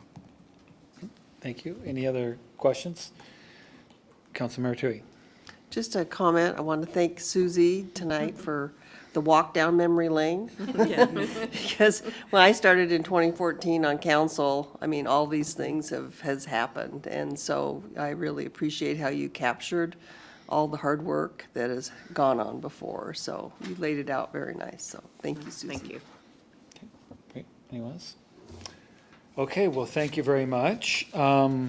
Next, Susie and Heidi will brief us on the next brief item number 20, which I'll read into the record. Item 20, Council Bill 2404-97. First reading, adopt an ordinance approving the appropriations of the 2024 revised City of Everett budget and amending ordinance number 3983-23. Third and final reading will be 4/24/24. So I would just like to add to this is a separate issue than what we've just discussed. Yes. For those out paying attention here and watching this presentation. Thank you. Yes. Good evening, Mayor and City Council. Tonight's amendment is the first amendment for the 2024 budget. In total, we will be amending the budget by $32.1 million. This includes $3.9 million for general government and $28.2 million for non-general government funds. Most of this amendment is related to reappropriations from the 2023 budget, but it also includes ongoing activities that are funded by COVID relief funds. We start off with general government proposed reappropriations. As a reminder, reappropriations represent unspent budget authority from 2023 that is being brought forward to 2024 for purchases or projects that were not complete by year end. In the fall of 2023, the mayor announced the creation of a new task force to focus on the city's drug crisis and its impact on community safety. The first reappropriation proposes to carry forward $50,000 that was set aside in the economic development budget to support this work. The next reappropriation proposes to carry forward $95,442 for the general government's share of the cost to upgrade and refurbish the city's 10 fueling sites, as well as upgrade the fueling data management system.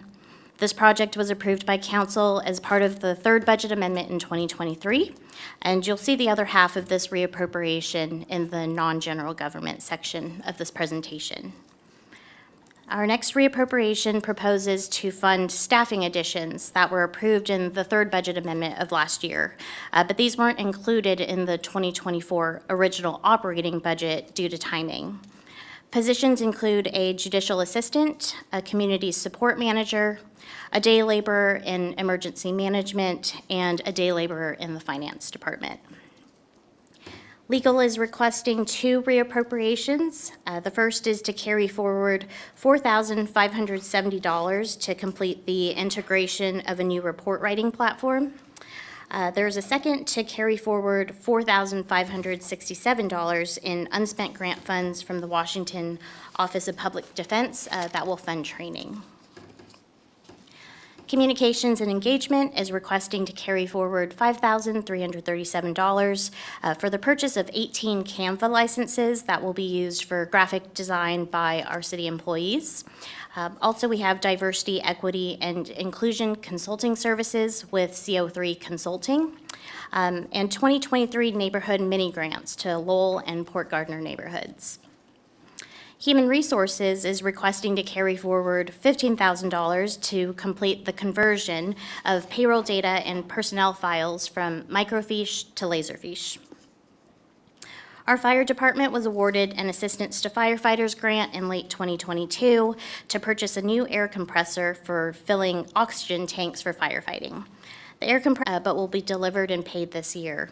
Fire is proposing to carry forward $48,000 that was set aside in their prior year budget to cover the cost of this air compressor and installation above and beyond the grant award.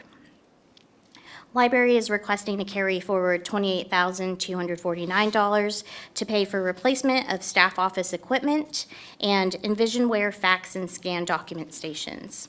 These items were ordered in '23 and are expected to be delivered and paid this year. Planning is requesting to carry forward a Washington State Department of Commerce grant in the amount of $69,303, and this is to support the city's comprehensive plan periodic update project. We are requesting to reappropriate $130,000 from the Municipal Arts 2023 budget. The additional resources will be used to support cultural art grants, public art maintenance, and city-sponsored events including 4th of July, Sorticulture, and Street Tunes. The next reappropriation proposes to carry forward $40,000 to the Street Level Issues Flex Funds. This will continue addressing encampment cleanup needs outside of regular work that's conducted by our Public Works Department. $1.1 million in street improvement funds were unspent by the end of last year. We are requesting to reappropriate this amount to the 2024 budget. This will be used for arterial street projects, sidewalk replacements, parking and non-motorized improvements, traffic signal projects, overlay, and it also offers match for our capital grants. The last general government reappropriation requests are for the police budget, and this totals $206,094. $13,386 is to pay for protective body wear and ballistic vests that were ordered in 2023 and will be delivered this year. Protective body wear and ballistic vests, they're on a 5-year replacement schedule. The police department's authorized FTEs increased by 11 last year. 2 of those positions were filled by the end of 2023, and the department is working on filling their vacant positions this year. As part of the approved amendment, there were initial onboarding costs that were included. The unspent amount that will be carried forward per this amendment is $163,919. $6,220 will be used to pay for duty weapon supplies and equipment that was ordered in 2023 and will be delivered this year.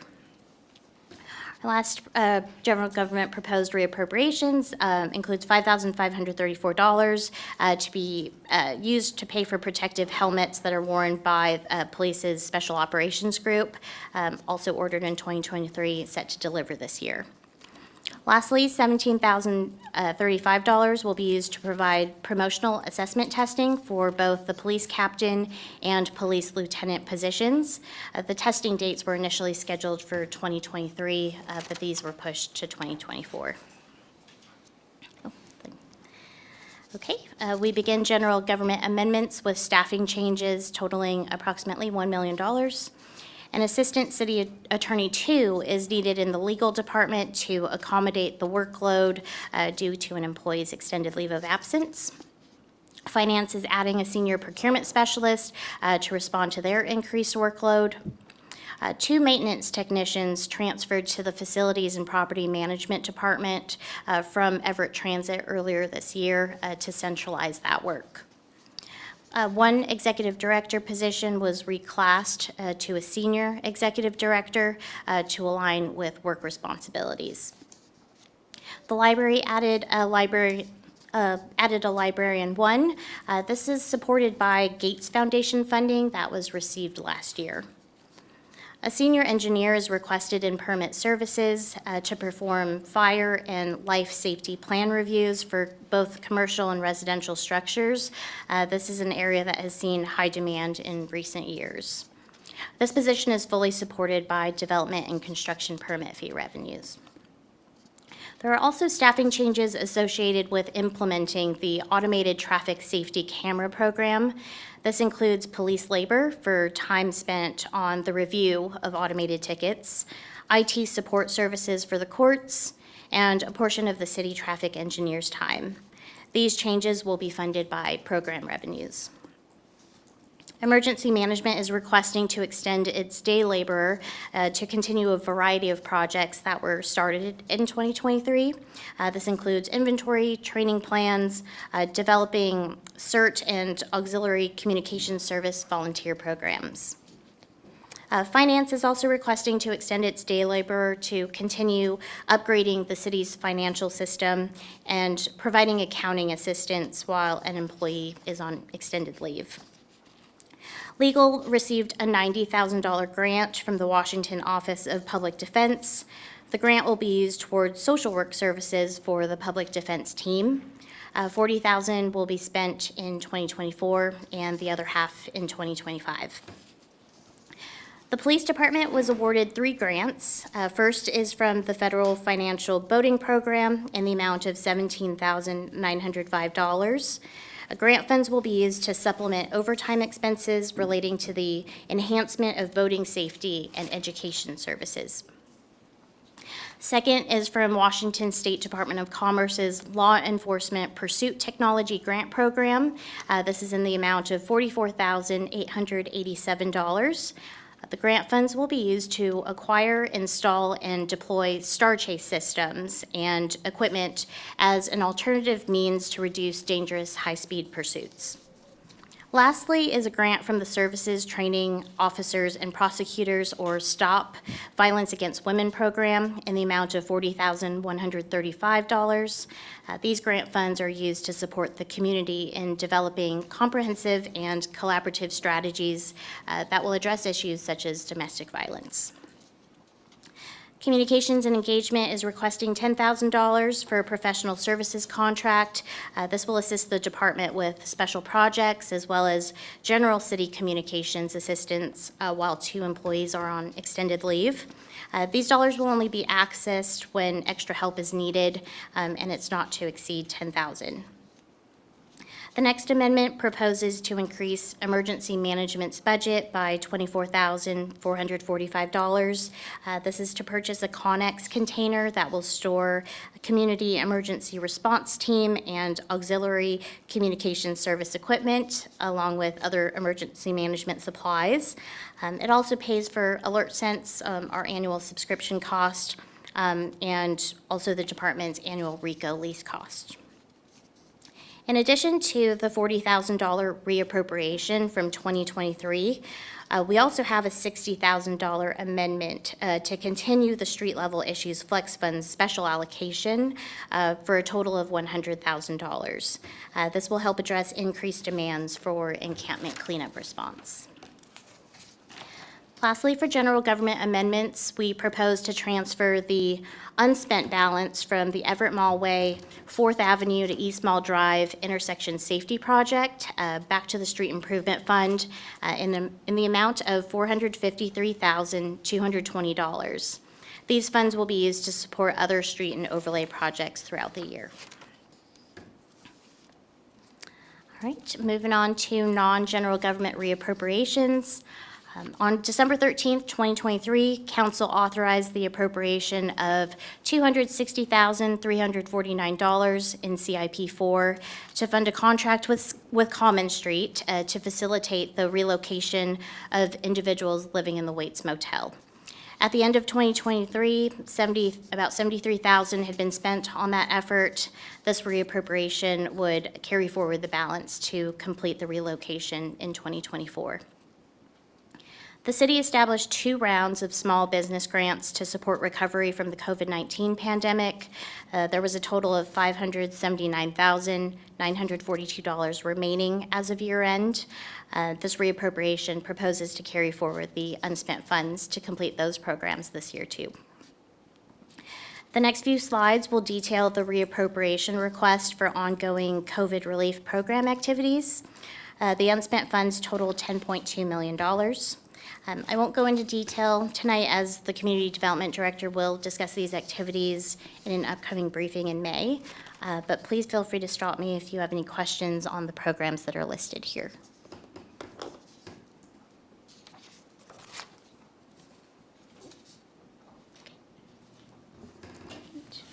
The remaining reappropriations for COVID relief starts on this slide.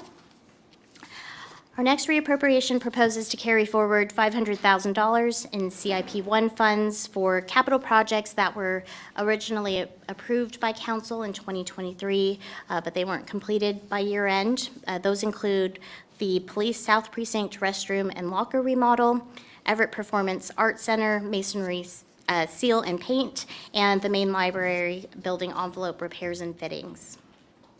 We also propose to carry forward approximately $1.3 million in CIP3 funds for council-approved projects that were not completed by year end. Those include Edgewater Park renovation, Wiggums Hollow Park Playground, professional services for the design of the park restrooms, Phil Johnson Park Playground, and Walter E. Hall community amenities. In 2023, the city engaged with a service provider to assist with management of the stadium project. Very little was spent on that last year, so we're requesting to reappropriate most of the contract amount. All right, Snohomish County Public Utility District invoices the city annually for its share of the property and liability insurance premiums for the Comeback Dam. The city didn't receive the 2023 invoice or make payment until 2024. This reappropriation would carry forward $48,185 as a result of that delayed invoice. Our next reappropriation will carry forward $600,000 in the Motor Vehicle Fund 501 budget, and this will upgrade and refurbish the city's 10 fueling sites and upgrade the fueling data management system. The general government share of those costs were previously shared. There's $4.8 million to fund vehicle replacements that were not completed by the end of last year. $3.7 million of that amount is for 3 fire trucks, and that bid was approved last year too. In October 2022, council approved a $250,000 grant from the Snohomish County Office of Resilience and Recovery to increase case management support to vulnerable unsheltered residents. This reappropriation would carry forward unspent grant funds to the 2024 budget in the amount of $70,166. Our next reappropriation proposes to carry forward $58,000 in unspent grant funds from the Association of Washington Cities. This will provide labor support for our community support manager position. In 2023, IT began the implementation of N-Court, O-Court, and Laserfish systems that will be used to provide and store court files and documents electronically, as well as provide an option for online payments. This reappropriation will carry forward $59,478 to the 2024 budget to complete that project. In 2023, Snohomish County provided the city $187,500 of American Rescue Plan Act grant funds. Heidi, it's not matching the slide, just so you know, we got lost there. Oh, sorry, I'm sorry. So, we AWC grant was right, and then we didn't get to automatic traffic safety camera, downtown security, like. Oh, sorry, yes. Okay, well, that implementation of NCORT, OCORT, and Laserfish system, that actually aligns with the automated traffic safety program.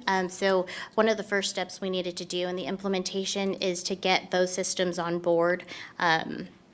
So I'm sorry, I put automated traffic safety camera program as the purpose, but I probably should have put the systems that were implemented. Got it. But Thank those you. costs are, the cost of this will be supported by those revenues too.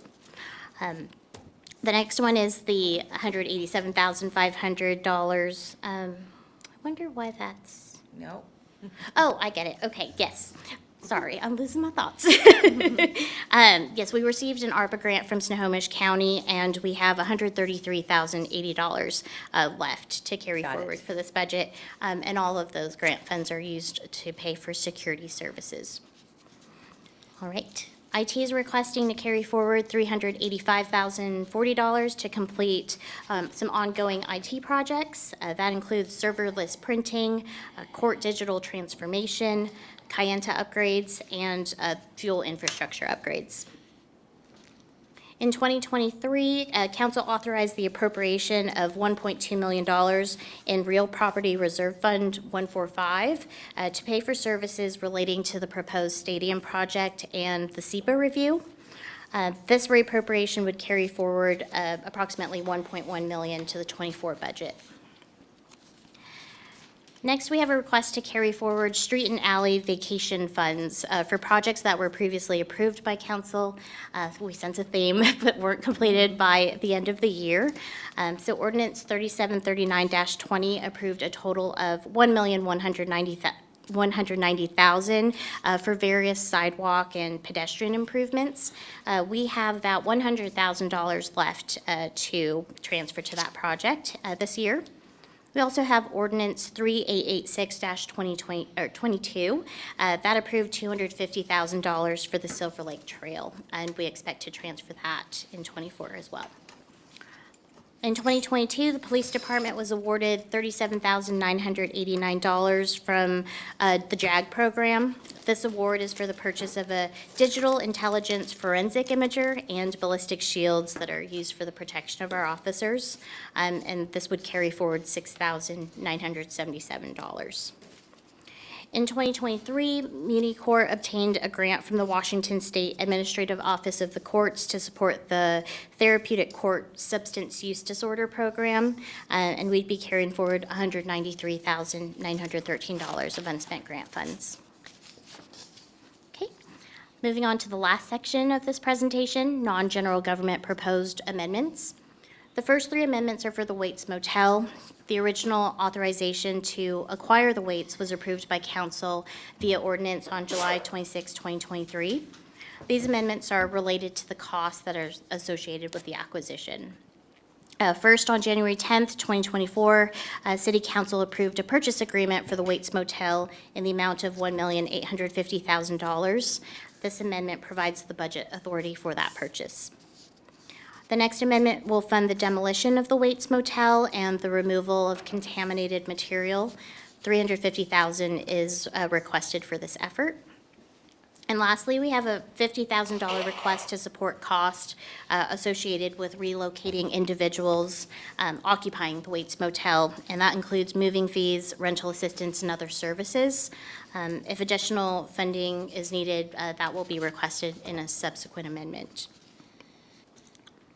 Council Resolution number 7919 approved 3 new COVID recovery programs. That is Housing Hope Child Care with Workforce Development, Everett Community College Early Learning Center, and Compass Health Intensive Behavioral Health Care Services. This amendment establishes the budget authority for those programs, and that totals $2,150,000. And that's the one we'll be amending. And that's the one we'll be amending. All right. The next amendment increases the CIP3 expenditure budget by $821,000 for the following projects: Loganberry Lane wayfinding and trail development, Forest Park pickleball court, Kiwanis playground replacement, and Larimer Road barn demolition. We also have an amendment to appropriate $600,000 from the CIP3 expenditure budget. This represents our annual contribution to the street overlay program. The library received $2,250 in donations, and that's recorded in the Library Reserve Fund. This amendment will appropriate those funds to be spent on library books and other operating supplies. In January 23, the Gates Foundation donated $100,000 to the Everett Public Library to support operational needs. And this amendment would provide the transfer authority to support the librarian one that's being added. As previously mentioned, Public Works is requesting to add a senior engineer, and this amendment would provide the authority to transfer funds from the Development and Construction Permit Fee Fund 130 to the general fund in order to support that labor.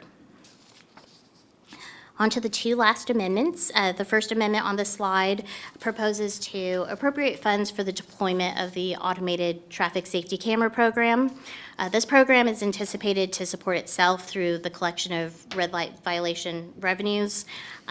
Revenues will be transferred to the general government to support labor and staff.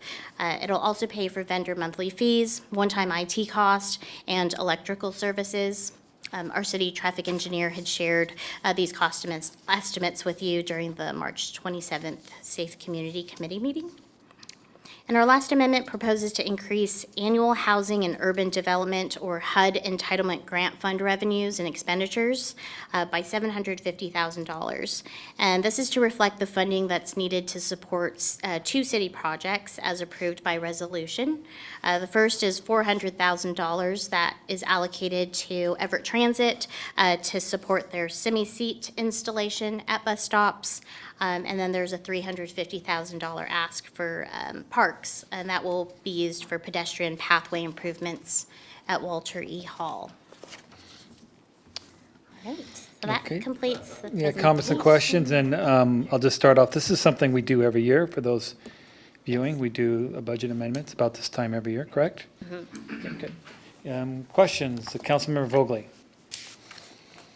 Thank you. Holy moly. Thank you. Let's see here. I tried to write them down. I don't know what the page numbers are, but very early on. The 18 Canva licenses. I know it's a small amount, but I'm curious if this will relieve the need for PSAs for graphic design work for various department projects. And that I know is, there's been like, yeah. There's yearly PSAs for graphic design, and so I know the answer. So I can't say whether it will completely eliminate the need. I think that will actually still remain. And anyone who does graphic design could speak and give you a lot of memes of the difference between an actual graphic designer and what one can produce with Canva. Canva is a great tool that will kind of bring some basic design skills within reach. That was of our within departments. That's the goal of the communications department with that, to allow individual departments to, pivot and be a little, quicker and responsive and be able to create some of their own collateral. But anything that is more advanced, and we want to make sure that we're sticking with the city brand, we'll still be pursuing that support. Okay, Yeah. thank you. They're pretty quick. I'm not going to ask Waits questions until the bitter end, don't worry, and they'll be short too. Thank you. Okay, let's see, the emergency management Connex box for 24,445. Is that by any chance have to do with that neighborhood that came asking? Well, that's cool. Right on. I did not know. I'm glad I asked and got that, yes. The flex fund for cleanup response is in 60,000, and then that's, oh gosh, added. Anyways, I just want to make the statement that, I wonder if in the future we could think about interacting with the folks in I know we interact with the folks in encampments very well, but cleaning up instead of providing or trying to get housing. I think that there's a way that we could lessen the amount of cleanup and enhance the amount of actual preventative measures. So that's just a comment. Yeah, that's all for now. Thank you. Councilmember Tui. Do we need to make that amendment? Here? Yes. Okay, so I propose we make an amendment to include $700,000 in COVID relief funds designated from the council to appropriate those funds. Thank you. Councilmember Ryan seconds. Okay, there's been a motion and a second. Questions? This is, just a clarification, this is for the 2024 budget? Okay, thank you. Yes. Okay, Councilmember Bader. This is NGA-4 we're amending, is that right? NGA 4. Yes. Yes, NGA 4, that's correct. So how does this proposal affect what you already show there? 1 million for Housing Hope? It doesn't. It just adds another 700,000 to the amount that And where do those funds come from? unspent COVID dollars. Not- So that they're not on this budget. So we still have an amount of COVID that's kind of waiting to be allocated that Gotcha. hasn't been brought to council. Okay. And so there's just a couple million left, but it comes from whatever that, we don't have that total for you Okay. today, but that's where it comes from. Nothing that, we're not moving money from somebody else and giving it to council. Yeah. Good question. Did you want to make comment on that? I saw you grab the mic. I think that the mayor did an excellent perfect. job of responding to that. As usual. Any other questions? Councilmember Ryan?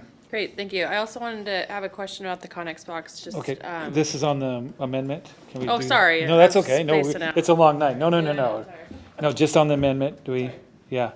Did we get a second on that? Yes, we did. Thank you. Do we actually vote on that amendment tonight? I think we vote on the amendment to add to the add to it, which will be a pass together with the original ordinance. Yeah, the third reading, so it will come together, so. Good question. So just to amend Council Bill 2404-97.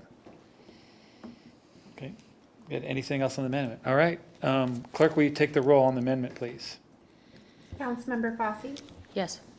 Councilmember Vogler, Yes. Vice President Zarlingo, Yes. Councilmember Bader, Yes. Councilmember Ryan, Yes. Councilmember Tui, Yes. President Schwab. Yes. Okay, moving back to our original council bill, Councilmember Ryan.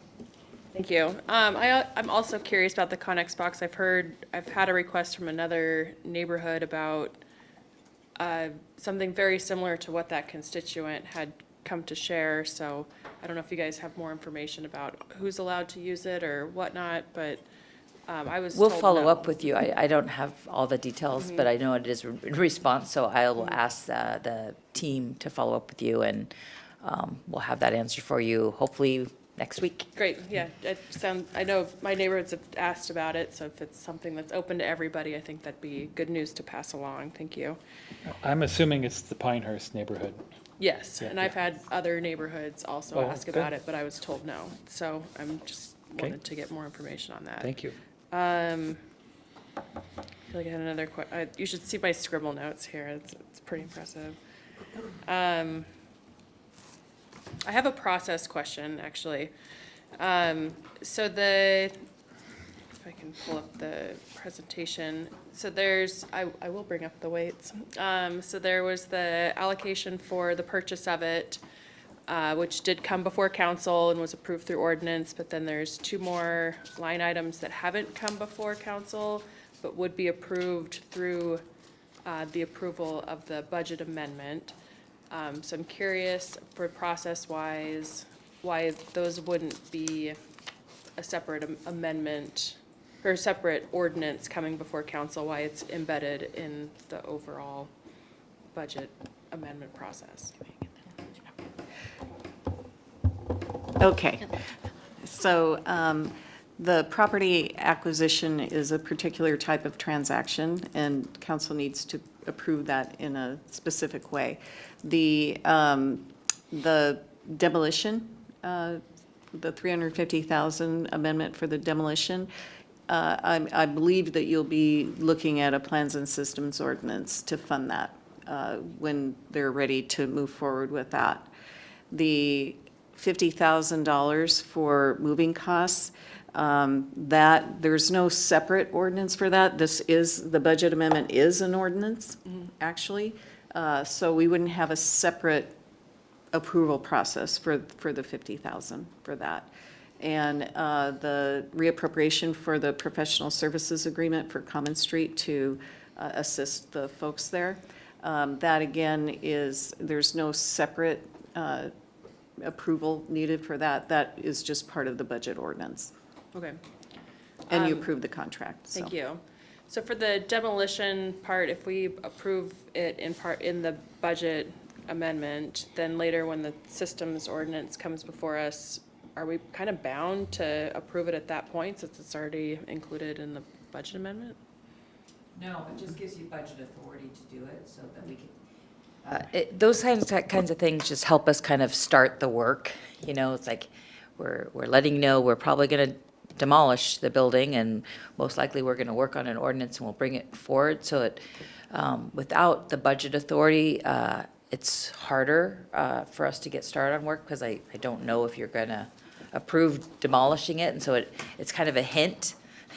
We're likely going to demolish the building. That's most likely scenario. And then, but there'll be ongoing conversations prior to that happening. And it's kind of hard to talk about demolishing a building when people still live there and we're still trying to gently move them out and help them along. And so this just allows us to start some of that preliminary work to work on an RFP and get the processes rolling so that we could work on that ordinance at a later date.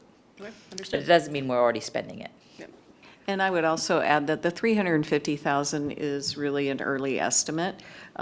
They'll have to go in there and finish the hazardous materials study to really determine how much it's going to cost to do that if the council proceeds with that process. So please consider that 350,000 an early estimate. Thank you. Okay, good question. Anyone else? Councilmember Folkley. Speaking of the weights, I did ask some questions and I will turn on my mic so that I can say that again. Speaking of the weights, I did ask some questions and I got some answers. That was very, I'm very glad. Let's see, so the 350, does that include the 25,000 for Hawk Environmental Services that's doing the hazardous material survey?